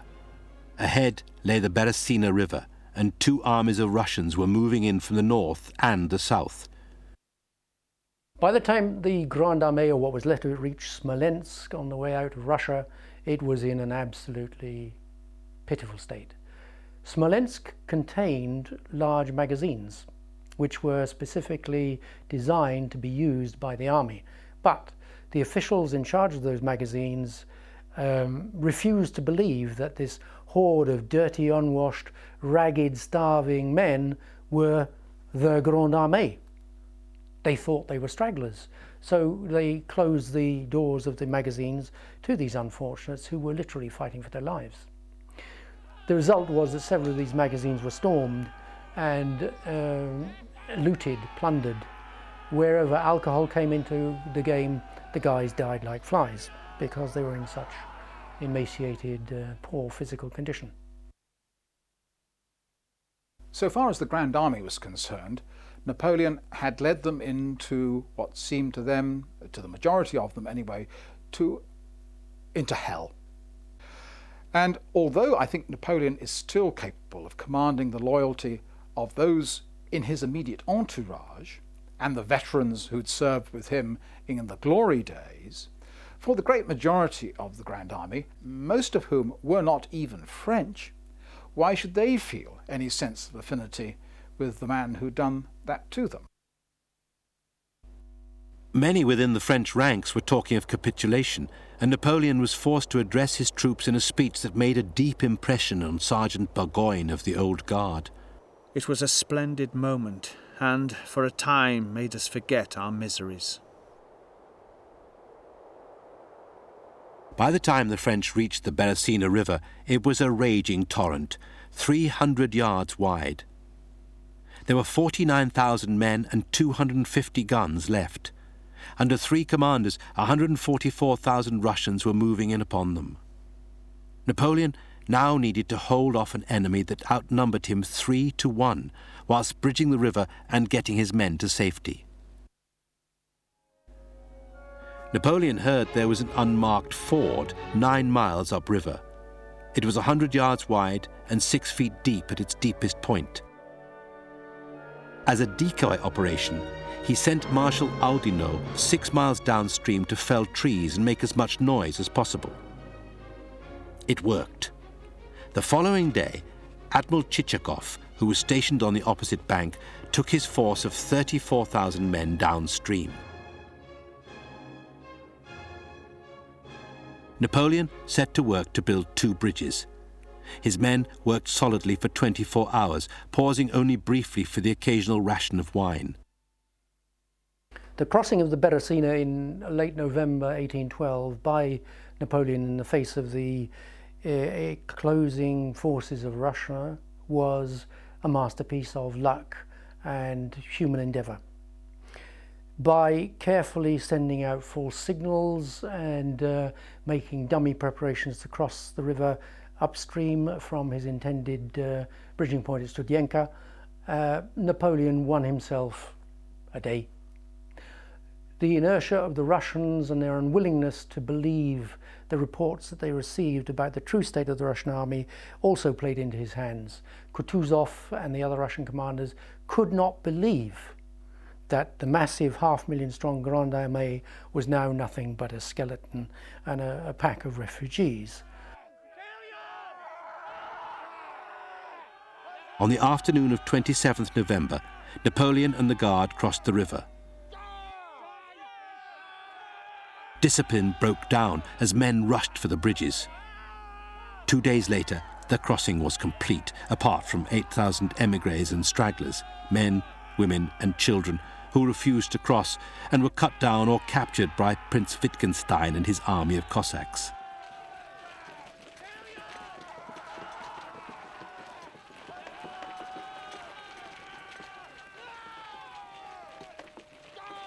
In the meantime, in Paris, General Claude Mallet attempted a coup with the assistance of 1,200 National Guards. Armed with forged papers announcing Napoleon's death, he arrested the prefect of police. When news reached Napoleon, his first thoughts were for his young son. He determined to return to Paris at once. With the temperature down to minus 25 degrees centigrade, Napoleon set off by sleigh, swathed in bearskin. Privately, he admitted he had made 2 key mistakes. The first had been in July. I should have remained in Vitebsk. By now, Alexander would have been on his knees to me. The dividing of the Russian army after the Niemen crossing amazed me. As the Russians had not been able to defeat us, and as Kutuzov had been forced on the Tsar in place of Barclay, who was the better soldier? I believed that a people who allowed a bad general to be foisted on them would certainly ask for terms. His second mistake, he felt, was staying too long in Moscow. I thought I should be able to make peace, and that the Russians were anxious for it.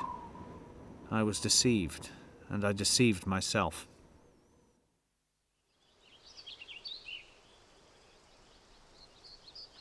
On 18th December, he arrived back in Paris, where he was united with his wife and son. In a way, the fact that Napoleon was not toppled by a coup in his capital when it became known that the Russian campaign had ended in disaster is a tribute to the remarkable long-range power of his charisma and the loyalty of those who served him in the central institutions. Murat had been left in charge of the remnant of the army, where he struggled to maintain discipline. When the Russians stormed Vilna, Murat handed over command to Eugène and returned to Naples. Prince von Schwarzenberg withdrew his Austrian troops. Marshal Berthier summed up the general mood. Every human effort is lost. One can only resign oneself. Only 25,000 made it back across the Niemen. About 160,000 horses and 1,000 guns had been lost. The defeat of Napoleon was to help, in the short term, engender a powerful upsurge of Russian nationalism. But in the longer term, it plays a major role of moulding our interpretation of his personality and his policies. It's interesting to consider how we would have perceived Napoleon had he not invaded in 1812. But it is a testimony to the legacy of that invasion on our collective imagination that we cannot do so.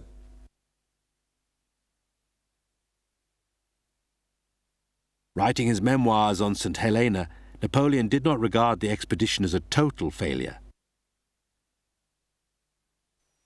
The campaign of Russia was the most glorious, the most difficult, and the most honourable to the Gauls of all that are recorded in ancient or modern history.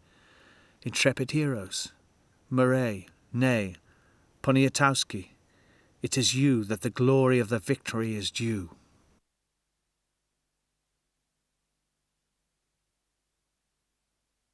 The underlying objective of Napoleon in Russia, as Napoleon in Austria in 1809, as Napoleon in Spain all the way through, was the survival of his own self, of his own dynasty on his newly won thrones.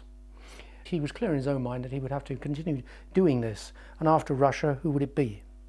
Still, good old Britain.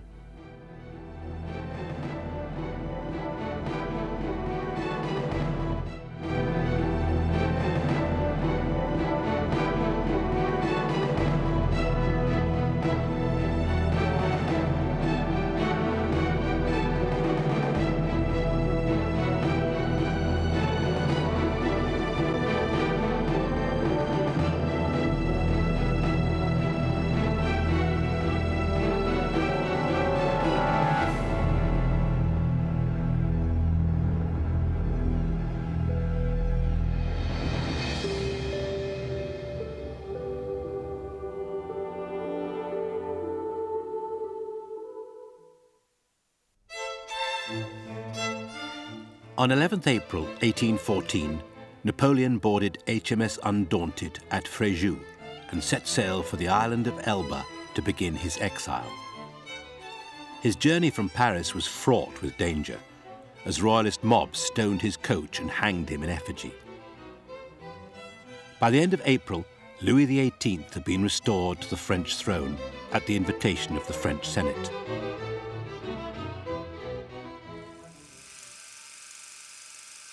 A month later, the First Treaty of Paris was signed. France was to be contained within the borders of 1792. All the lands conquered by Napoleon were lost. France found herself isolated in Europe. It was all over. On the 6th of April 1814, Napoleon abdicated. His armies had been defeated in eastern France by overwhelming invasion forces, particularly Austrians and Prussians, and with Russian support. British troops had invaded southern France.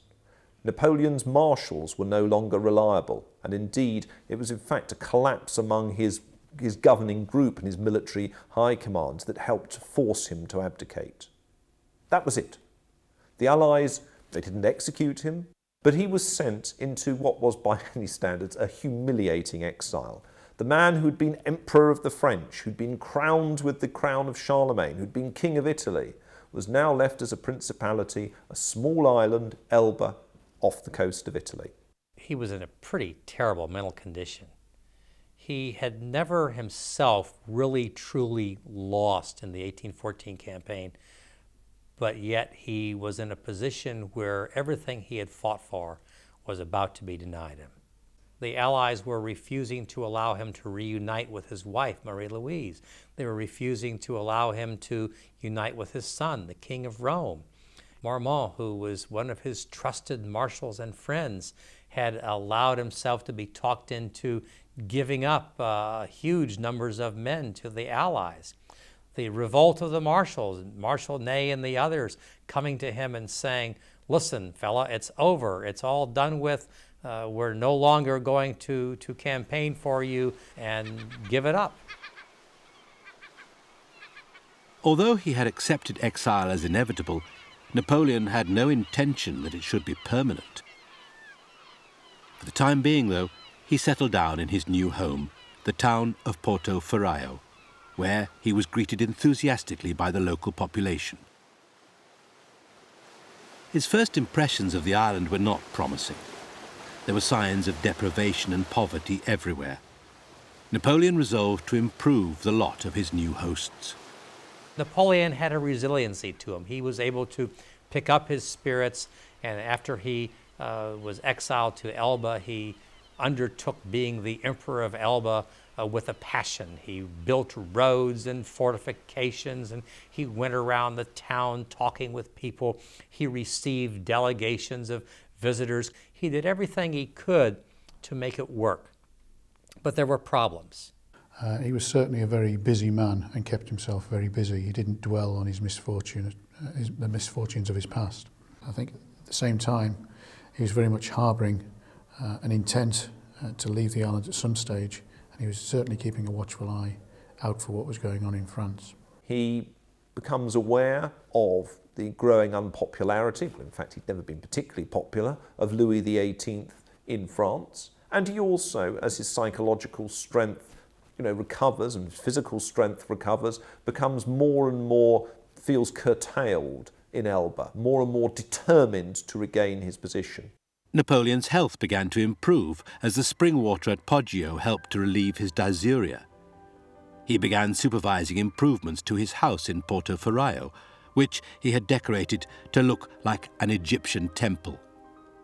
He set aside rooms for his wife and son, confident that they would soon be joining him. He also continued to remain in contact with Josephine, who still kept Napoleon's apartments at Malmaison just as he had left them. But they were never to meet again. On 29th May, the former empress died of diphtheria, aged only 50. Napoleon did, however, have two female companions on Elba, his 64-year-old mother, Laetitia, and his sister, Pauline. But still Napoleon longed to see his wife and son, but Marie-Louise remained in Austria. Napoleon constantly wrote to her. She didn't reply. In January 1815, she sent Napoleon a formal New Year greeting and then disappeared from his life forever. Napoleon blamed his father-in-law for turning Marie-Louise against him. A keen supporter of the marriage when Napoleon was at the height of his power, Emperor Francis repudiated it now that his fortunes were at a low ebb. Money was becoming a problem for Napoleon and his family. The Treaty of Fontainebleau had given Napoleon a fairly sizable pension, which was to be paid by the French, Louis XVIII. Louis XVIII refused to pay anything to Napoleon. Now the British, among others, urged Louis, please pay the pension. Don't give this Corsican ogre a chance, an excuse to cause more trouble. Let him live peacefully in Elba and leave us alone. But again, for reasons that don't make any sense at all, the French refused to do that. Louis had refused to pay Napoleon the agreed pension of 2 million francs. So what was Napoleon to do? Sit on Elba and starve, or have a last throw of the die? He chose the throw. Louis XVIII, gout-ridden and sexually impotent, was proving to be an unpopular monarch. The return of Louis XVIII hoisted all kinds of warning signals for revolutionaries old and new in France.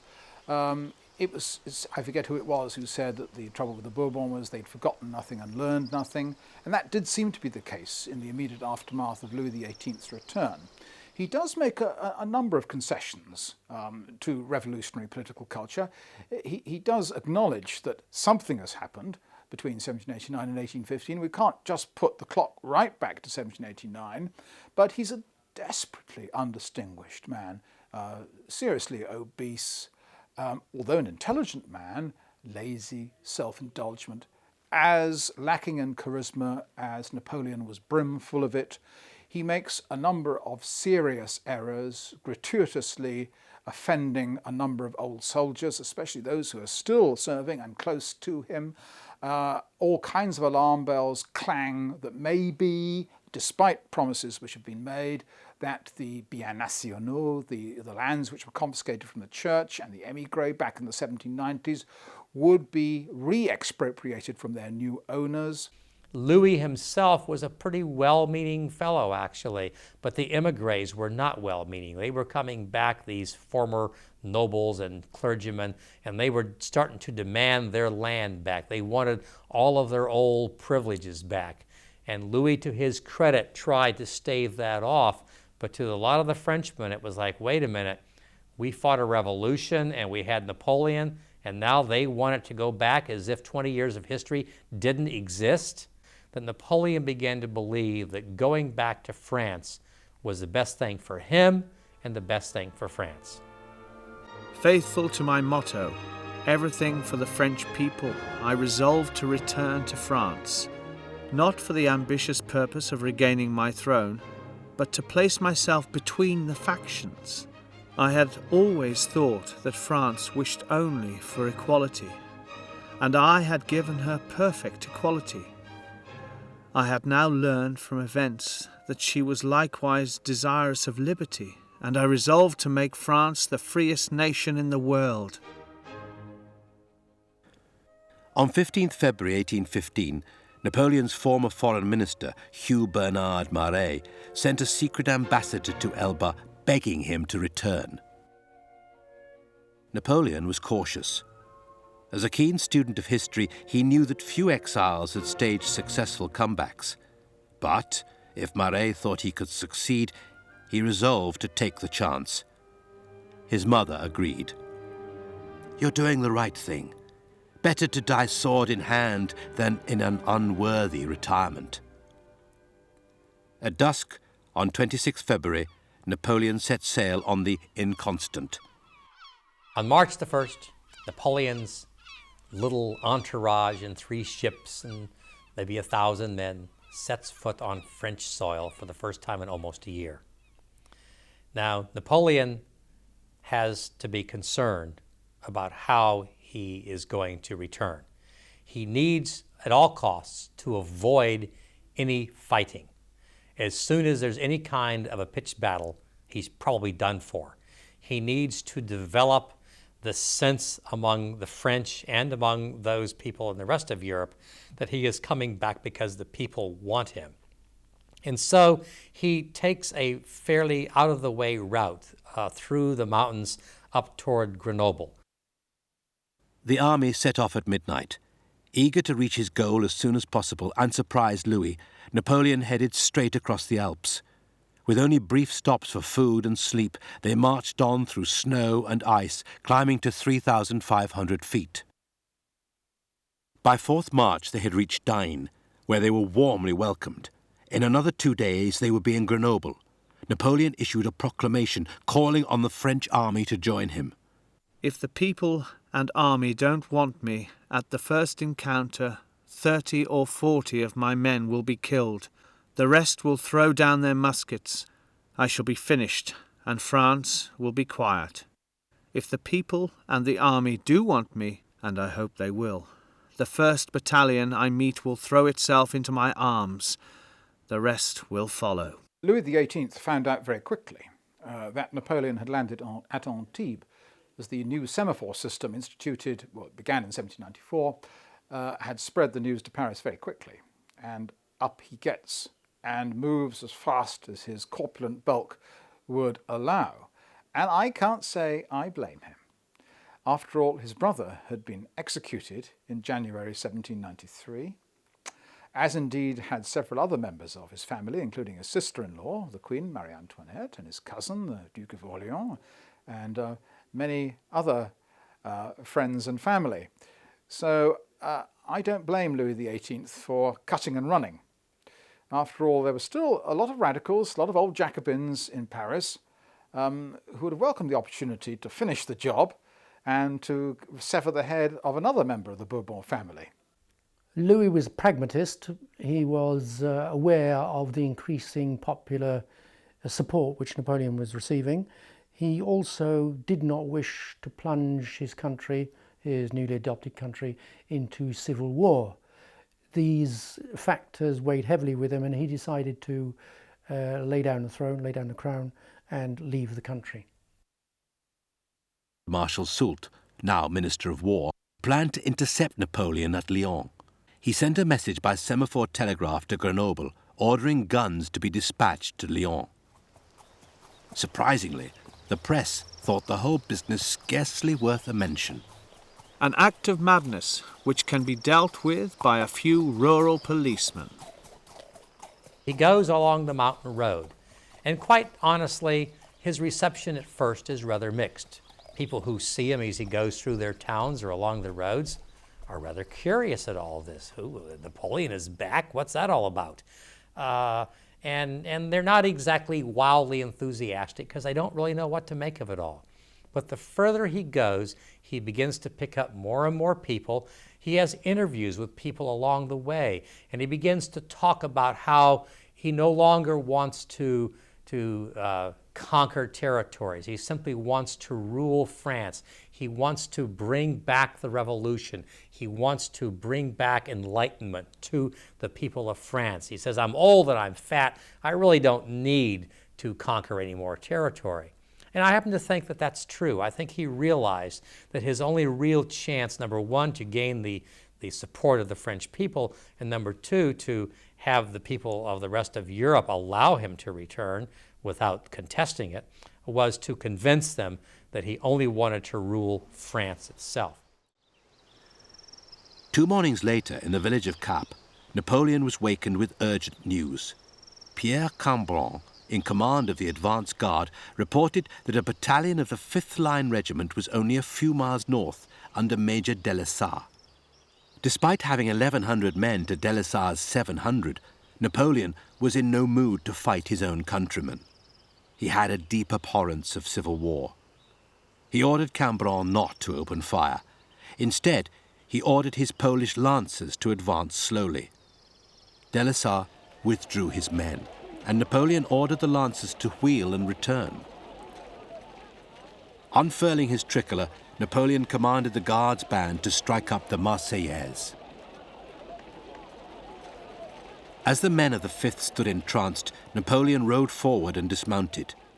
Someone recognized the former emperor and gave the order to fire. Napoleon opened his familiar grey overcoat and exposed his white waistcoat as a target to the soldiers. And he says, you know, soldiers of the 5th Regiment, if you wish to kill your emperor, here I am.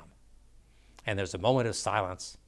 Somebody cries out, "Vive l'Empereur, long live the emperor," and all chaos breaks loose. They all mob him. The officer that had been trying to get them to fire, of course, is totally out of it at that point. And all of the soldiers go to him. Waving their shakos on the tips of their bayonets, the soldiers rushed to embrace him. They tore the white cockades from their hats and replaced them with the tricolour ribbons banned by King Louis, which they still carried in their knapsacks. They were hankering, all these old soldiers, after the glory days from 1796 to 1809, when they had rampaged all over Europe, raping, murdering, looting, pillaging, and getting patted on the back for it. They weren't terribly interested in peace and poverty, so when Napoleon appeared, all the old glory immediately was received by them. They were hungry for him to come back. They thought no further than, let's have another glorious battle and win it. So, one by one, 10 by 10, regiment by regiment, they fell under his spell and flocked to his banners. The reaction of many of the French people was one of, here comes an adventurer, a gambler, and very little attention was paid to it, particularly within Paris itself. But as his advance towards Paris continued, and so the numbers that went across to him increased, then I think he was looked towards as a potential, not saviour, but certainly a restorer. At 7 o'clock that evening, Napoleon learned that a dense column of troops had been sighted, marching south in battle formation. Although clearly outnumbered, Napoleon prepared to resist them and ordered his men into defensive positions. He was in luck. He recognized their commander as Charles de Labédoyère, colonel of the 7th Regiment of the Line. The young officer at once surrendered and embraced Napoleon. Together, they combined forces and handed over the regimental colours, marched on to Grenoble, where they found the town stoutly defended by 2,000 men. A band of local peasants, some 2,000 strong, marched up and down onto the walls. He walks in triumph through the gates of Grenoble. The officials of Grenoble refuse to open the gates for him, and so the citizens tear them down and later present Napoleon with the shattered pieces of wood that made up the gates and said, "Since they would not open the gates for you, we have destroyed them, and here they are." Napoleon said that he was, once he got to Grenoble, he was once again a reigning prince. Before he had been an adventurer, now he was a reigning prince. Well, because the game's up. When Napoleon's advancing, the population realised that they don't have to put up with this Bourbon monarchy anymore. There is an alternative, and that alternative is in Napoleon. Napoleon entered to a tumultuous reception. At an inn, he was hoisted onto the shoulders of the cheering citizens and carried upstairs in triumph. And his return to the throne now seemed assured.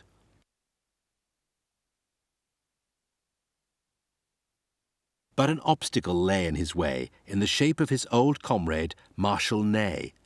There were several of his old marshals who decided not to throw their hands in with him for various reasons, and Berthier, for one, accompanied the king to Ghent. Other leading figures had had enough of Napoleon and his incessant war-making. They had become rich, they had become fat cats, but they'd never been able to enjoy it. You can't enjoy being a fat cat when you're being frozen to death on the steppes of Russia. So no, they had their estates, they wanted to enjoy them. The lure of Napoleon had faded for them, and they decided that they wanted no more of him. Marshal Ney, who had been his trusted marshal, the bravest of the brave in Russia and so on, had become rather comfortable with his lifestyle with Louis XVIII, and swore to Louis XVIII that he would go and bring Napoleon back in an iron cage. And he proceeded to try to do that. But he soon discovered that his soldiers were about to have none of it, and if he tried to bring Napoleon back in an iron cage, he'd have a little revolt on his hands. So he switched his position, gave a proclamation to his soldiers. Soldiers, we are about to join the great phalanx that is marching toward Paris. Will you join me and regain the glory of the empire, etc., etc.?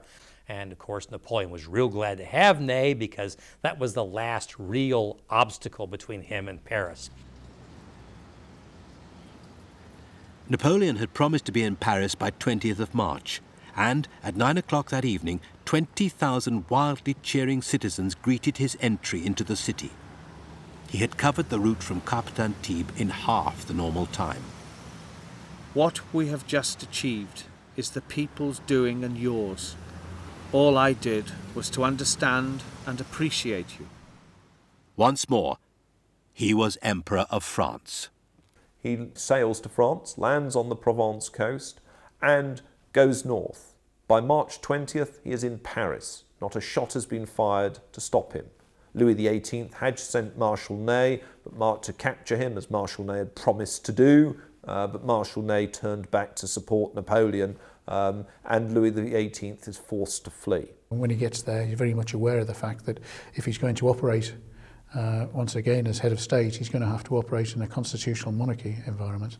And to that end, he makes a number of overtures to the Liberals to see if he can get their support. The Liberals certainly would be difficult to win over. One of the most articulate of their number was Benjamin Constant. He has reappeared. This man died in our blood. He is another Attila, another Genghis Khan, but more terrible and hateful because he has at his disposal the resources of civilization. Instead of ordering Constant's imprisonment, Napoleon invited him to the Tuileries to reassure him and to explain his intentions. The new constitution, the Acte Additionnel, was drawn up, and on 12th April a plebiscite was held. The result was overwhelming. Over 1.3 million voted in favour, a mere 4,206 against. Even Benjamin Constant was satisfied. Napoleon went to great lengths after his reinstatement in Paris to put the clock back to 1813, early 1814. He obliterated all the reforms in the army which Louis had put through. He gave the regiments back their sacred old numbers, which had been rubbed out by the king. He gave them back their tricolor cockade, under which they'd fought so bravely. He called them to arms to defend France, not defend him, to defend France against the Allies. And the call was pretty much irresistible for all Frenchmen. They flocked to his banners. What he seeks to do is to re-establish his old regime, the Bonapartist old regime, suitably modified. He makes all kinds of concessions to contemporary public opinion. He indicates that he will not be running such a tight ship, but it won't be so much of a police state. There will be more freedom of opinion and all the other civil liberties. There will be more constitutional representation and consultation and so on. There will be less of the militaristic ambitions of the past. All this rhetoric pours from him in a constant stream. Whether anybody believed or not is a different matter. But this is a very short period, remember. It is only 100 days, and his major, of course, the thing he had to spend most time on was getting some kind of army together to prevent retribution from the Duke of Wellington and Marshal Blücher. During Napoleon's exile, France had signed an alliance with England and Austria, and many in England were reluctant to break it now that Napoleon was once more emperor. One English member of Parliament was typical of the general consensus. Bonaparte has been welcomed back to France as a liberator. It would be monstrous to declare war on a people in order to impose a government they do not want. Talleyrand, however, wished to turn the Allies against Napoleon. He was at a ball with Wellington, Metternich and Tsar Alexander when news of Napoleon's return reached Vienna. Talleyrand persuaded England, Austria, Russia and Prussia each to put 150,000 men in the field to crush the emperor forever. The emperor sent his special envoy, Montron, to Metternich to sue for peace. He also wrote a letter in his own hand to the Prince Regent in England. Metternich refused to see the envoy. The Prince Regent's letter was returned unopened. War was now inevitable. There was one real flaw in his strategy, and it was something he really couldn't avoid because he needed to act fast when it came to the timing for leaving Elba. But the Congress of Vienna was still going on. So all of these leaders of the various coalitions against him were still where they could quickly make decisions. He sent letters pleading for peace. He sent letters, to his father-in-law, the Emperor of Austria, saying, my father-in-law, please send my wife to me, please send my son to me, I want to have peace, I want nothing else. Sent the same thing to the Emperor of Russia, and so forth and so on. But they were having none of it. They declared him an international outlaw, whatever that is, and said, we are not just going to fight France, we are now just fighting Napoleon, we're going to crush him, we're going to send armies against him. So Napoleon couldn't avoid having to fight in order to maintain his position. It's not clear that there was ever really any alternative to the resumption of war. Certainly, the Allied powers in Vienna had no intention of, responding to any peace tentatives from Napoleon, and they began planning a war to put Louis XVIII back on the throne. Napoleon, in turn, tries to rebuild the army, an army that has been devastated by years of fighting, an army that, for example, lots of the horses had been eaten or had died on the invasion of Russia, and the French cavalry was never as good again. Attempts to build an army, but he also knows that he has to strike fast. After all, against him there will definitely be the British, the Austrians, the Russians, the Prussians, as well as a host of other lesser Allied powers. From King Louis, Napoleon inherited an army of 100,000. Soon it had expanded to 300,000 loyal Frenchmen who had flocked to the colours of their own volition. In early June, English and Prussian forces began to assemble in Belgium, ready to launch an invasion on France. Receiving word that the Austrians and Russians were not yet fully mobilized, Napoleon decided to attack first. What he decides to do is to try and defeat the opposing armies in what is then Belgium. He decides to try and defeat those in order to provide such a convincing account of his own military success that will rally support to him within France and encourage other powers in Europe to accept his return to power and to deal with him. The Austrians and the Russians are the European powers that are slowest to deploy. Their troops have the furthest to go, and also their armies are just slow to deploy. And in Belgium, there are two forces that he has to engage. There's a Prussian army under Marshal Blücher, and there is a mixture of British, Dutch, and some allied German units under Arthur Wellesley, now Duke of Wellington. Neither of them are brilliant forces. The key units in the British Army, including many of the units that fought under Wellesley in the Peninsula, are in fact at that time still in North America, just after the end of the 1812 war with the Americans. So there is an opportunity. And what Napoleon determines to do is to try and defeat the forces opposed to him separately. And he has to do that in a sense because they outnumber him 2-1. On 11th June, he left Paris. 2 days later, he arrived at Arvin, where an army of 125,000 was waiting for him. At dawn on 15th June, he took the Russians by surprise and captured Charleroi. The Prussians were surprised by Napoleon's rapid advance at Charleroi. Partially the fault of the commander on the spot, partially the fault of the Prussian High Command, who exposed him in that position and failed to support him in response to his reports of increased activity. They were thrust back towards Ligny. The following day, the Prussians took up their position at Ligny, with Wellington at Quatre Bras, 7 miles to the northwest. Napoleon planned that Ney, who commanded the left, should attack Quatre Bras before pressing on to Brussels. The French invade Belgium on the 15th of June. The next day, contact, battle. The Prussians are at Ligny. Napoleon attacks them. He wants an attack on front, flank and rear to destroy the Prussians. Marshal Ney is supposed to move via Quatre Bras to push back the British there, or any British that might be there, and to attack the Prussians in the flank and rear. He doesn't do so. Ney hesitated, and at 1 o'clock Napoleon sent a second order. I'm surprised at your long delay in carrying out my commands. There is no time to lose. Attack with greatest impetuosity everything in front of you. Ney was only initially fighting against a very small force, and he could have easily swept them aside and taken the campaign north to Wellington himself. But for some reason, Ney was quite timid. He seemed convinced that he was facing the major part of Wellington's army, and as a result, he was reluctant to move forward.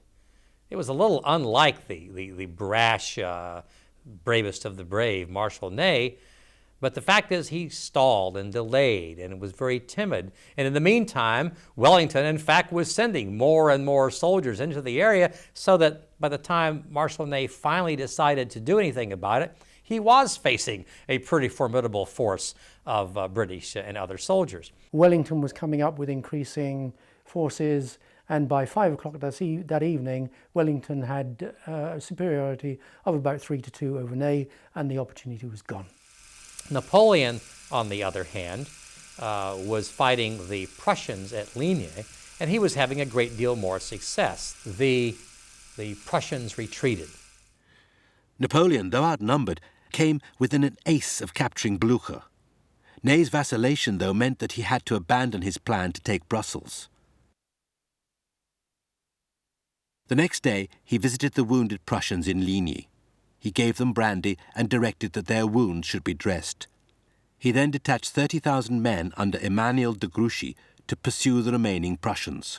I would submit that he could have sent Grouchy, Marshal Grouchy, with his soldiers in immediate attack. If nothing else, it would have shown them exactly where the Prussians were going, and they could have, done in a few more of them. But he waited and he waited and he waited until the next morning. Finally, he gets around to telling Grouchy to pursue Marshal Blucher of the Prussians. Now it takes Grouchy hours to get his soldiers up and going. It's early afternoon, anyway, before the pursuit continues, and they don't know for sure exactly where the Prussians went. This is important because it's this delay that really allows the Prussians under Marshal Blucher to move into position where they ultimately can support the forces of Wellington at Waterloo. Napoleon then decides that he will turn on the British. In pouring rain, Napoleon and Ney pursued the English as they retreated towards Brussels.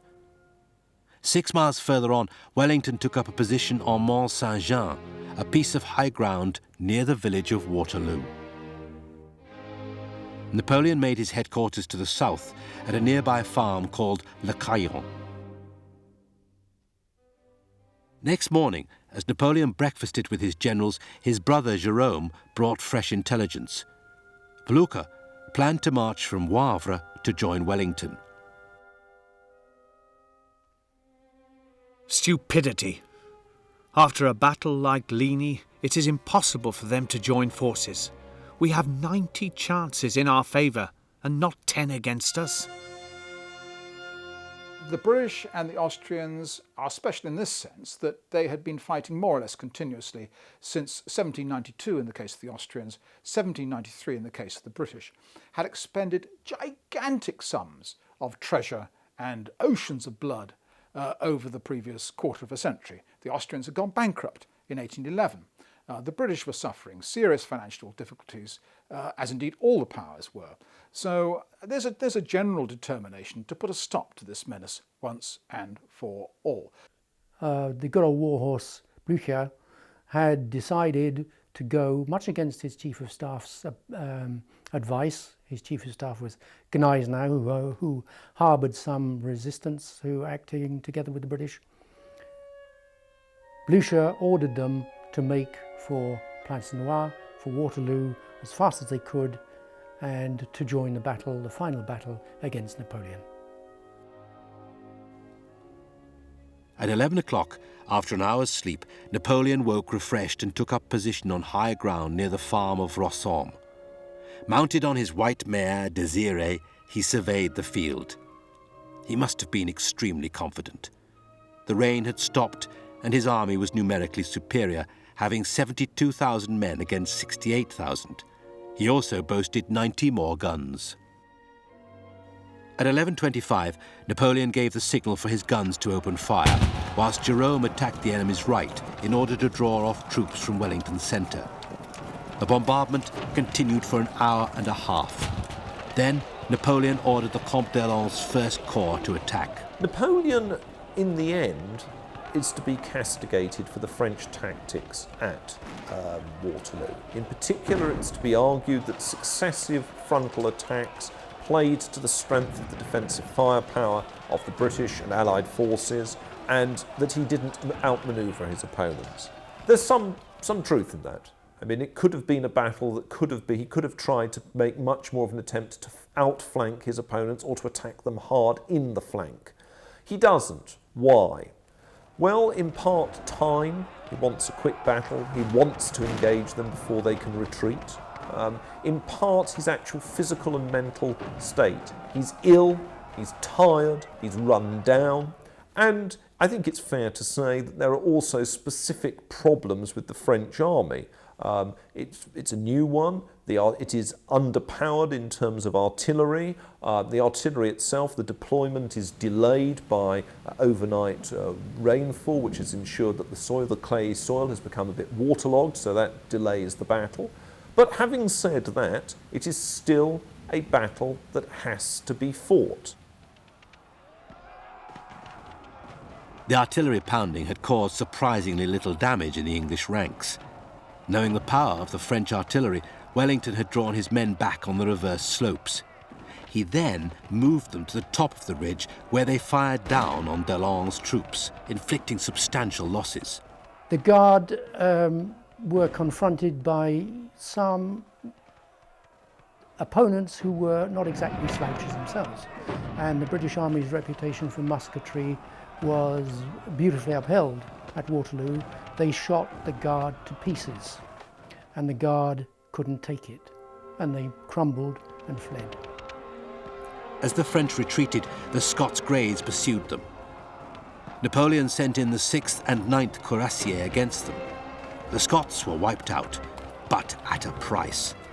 The French had lost 5,000 men. At 1:30 in the afternoon, Napoleon moved his headquarters to La Belle Alliance. There, a surprise awaited him. Jerome's intelligence had been correct. Blucher's advance guard had arrived. Suddenly, Napoleon was forced to fight on two fronts. The appearance of Blücher on the scene at Waterloo in 1815, in a way, is of symbolic importance. Blücher was a very elderly gent by the standards of Napoleonic warfare, and yet he possessed the necessary reserves of physical stamina and moral courage to get his army, which man for man was probably the best army in any of the Allied combat units, or indeed, and certainly superior to Napoleon's troops, to get them going and to get them there in time. Blücher was a very interesting, extremely aggressive and bloodthirsty person who hated Napoleon and the French and was seeking to avenge, as he saw it, a deep sense of humiliation inflicted on Prussia by Napoleon after 1806. So, in a way, Blücher personifies a major change which has taken place in the way in which the old regime powers waged war. Now they have learned all the lessons of French revolutionary and Napoleonic warfare and are applying them with deadly effect against those that created them in the first place. Ney launched the main assault against Wellington, even though horse after horse was shot from beneath him. At 6:30, his efforts were rewarded when he captured the farm of La Haye-Sainte. Napoleon needed to act swiftly before Blucher's main force arrived. His plan was to send 5 battalions of guards up the slopes of Mont Saint-Jean under the command of Marshal Ney. Despite quick and accurate fire from the English, the guards pressed on. At this point, a second Prussian corps under the Graf von Zieten arrived and attacked the guards from the right. At the same time, Wellington sent 3 regiments of hussars charging down the hill, where they broke one of the guards' squares. News rapidly spread. The guards, once thought invincible, had been scattered in confusion. Napoleon now knew all was lost. He tried to retreat in good order. One could always ask the hypothetical question, what would have happened had the Prussians not arrived? I think what I would say is that late in the day, a final breakthrough, even if it had occurred as a result of the French committal of the Guard against the British, would not have been the enormous blow that it would have been earlier in the day, because it would not have been possible to exploit the victory as one would have been able to do if one had had, many hours of daylight left. Napoleon's first instinct was to rally his troops at Charleroi and continue fighting. But there were already fears that back in Paris the Assembly might surrender in his absence. He hastily returned to the capital, arriving at 7 o'clock on the morning of 21st June. The strain of battle and 3 sleepless nights had taken their toll. Napoleon was a very sick man. Louis Davao, his faithful Minister of War, urged Napoleon to dissolve the Assembly. Instead, he demanded they grant him full powers. They refused. The Allies would never make peace whilst Napoleon remained emperor. He was given an ultimatum: abdicate or be deposed. Seeing no alternative, Napoleon agreed to abdicate. Napoleon retreated to Malmaison. On 3rd July, he arrived at Rochefort to find it blockaded by the English warship, the Bellerophon.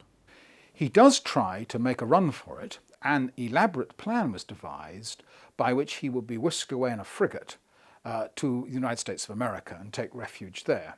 But when he gets to the coast, instead he's recognised and he surrenders to the British on the Bellerophon. I come, like Themistocles, to throw myself on the hospitality of the British people. I place myself under the protection of their laws.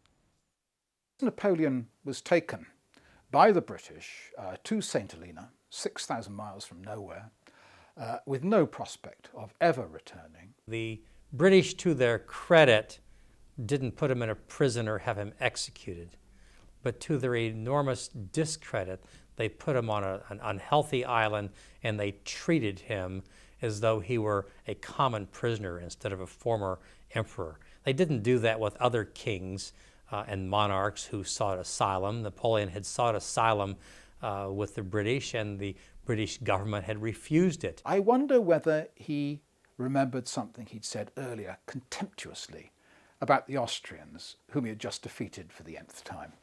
He said, "The trouble with the Austrians is that they're always one army and one idea behind the rest of Europe." But the French historian Albert Sorel added, the Austrians always had an army and they always had an idea. It was Napoleon who ran out of both. His last years were spent in exile on St. Helena, where he had leisure to brood upon his mistakes and pen his memoirs. Where had it all gone so wrong? I have fought 60 battles, and I assure you that I have learned nothing from all of them that I did not know in the first. On 5th May 1821, after a long and painful illness, Napoleon died. Some authorities say it was through inhaling arsenic fumes from the wallpaper in his room over a long period. Others claim he was deliberately poisoned. The common belief for many, many years was that he died of stomach cancer. The belief now is increasingly among scholars of this period that he was poisoned by arsenic, which weakened his condition, and then at the very end he was given a series of relatively common substances which finally did him in and caused him to die. When, 4 days later, his coffin was lowered into the earth, the route was lined with English soldiers, their heads bowed in respectful silence. A great man had died.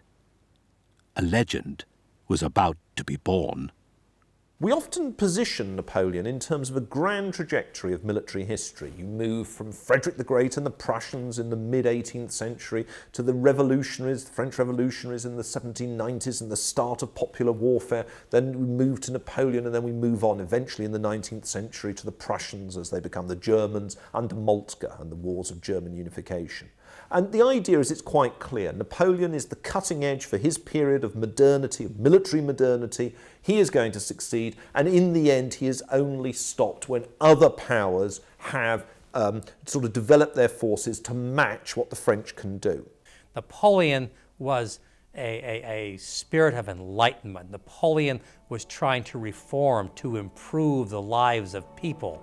He fought wars because, in many cases, those wars were foisted upon him by these various coalitions that didn't want improvement in the lives of people. The Austrians and the Russians and the Prussians were afraid that their own people would get the idea of freedom and equality and the liberty given under the Civil Code and so on. Napoleon is seen by people throughout the world, even today, as the father of modern Europe, maybe as the father of the European Union, as someone who stood for moving out of the old order and into the new order. Was it an imperfect move? Of course. Was Napoleon imperfect? Of course he was. He did overextend. He did get a little greedy. Maybe he shouldn't have done this or done that. But if you take him as a whole, if you look at Napoleon as a whole, you see someone who added a great deal of positive impetus to the history of the world. And there's not very many people in world history that you can truly say that about. Napoleon is one of them. The world is, in the final analysis, better off for his having existed.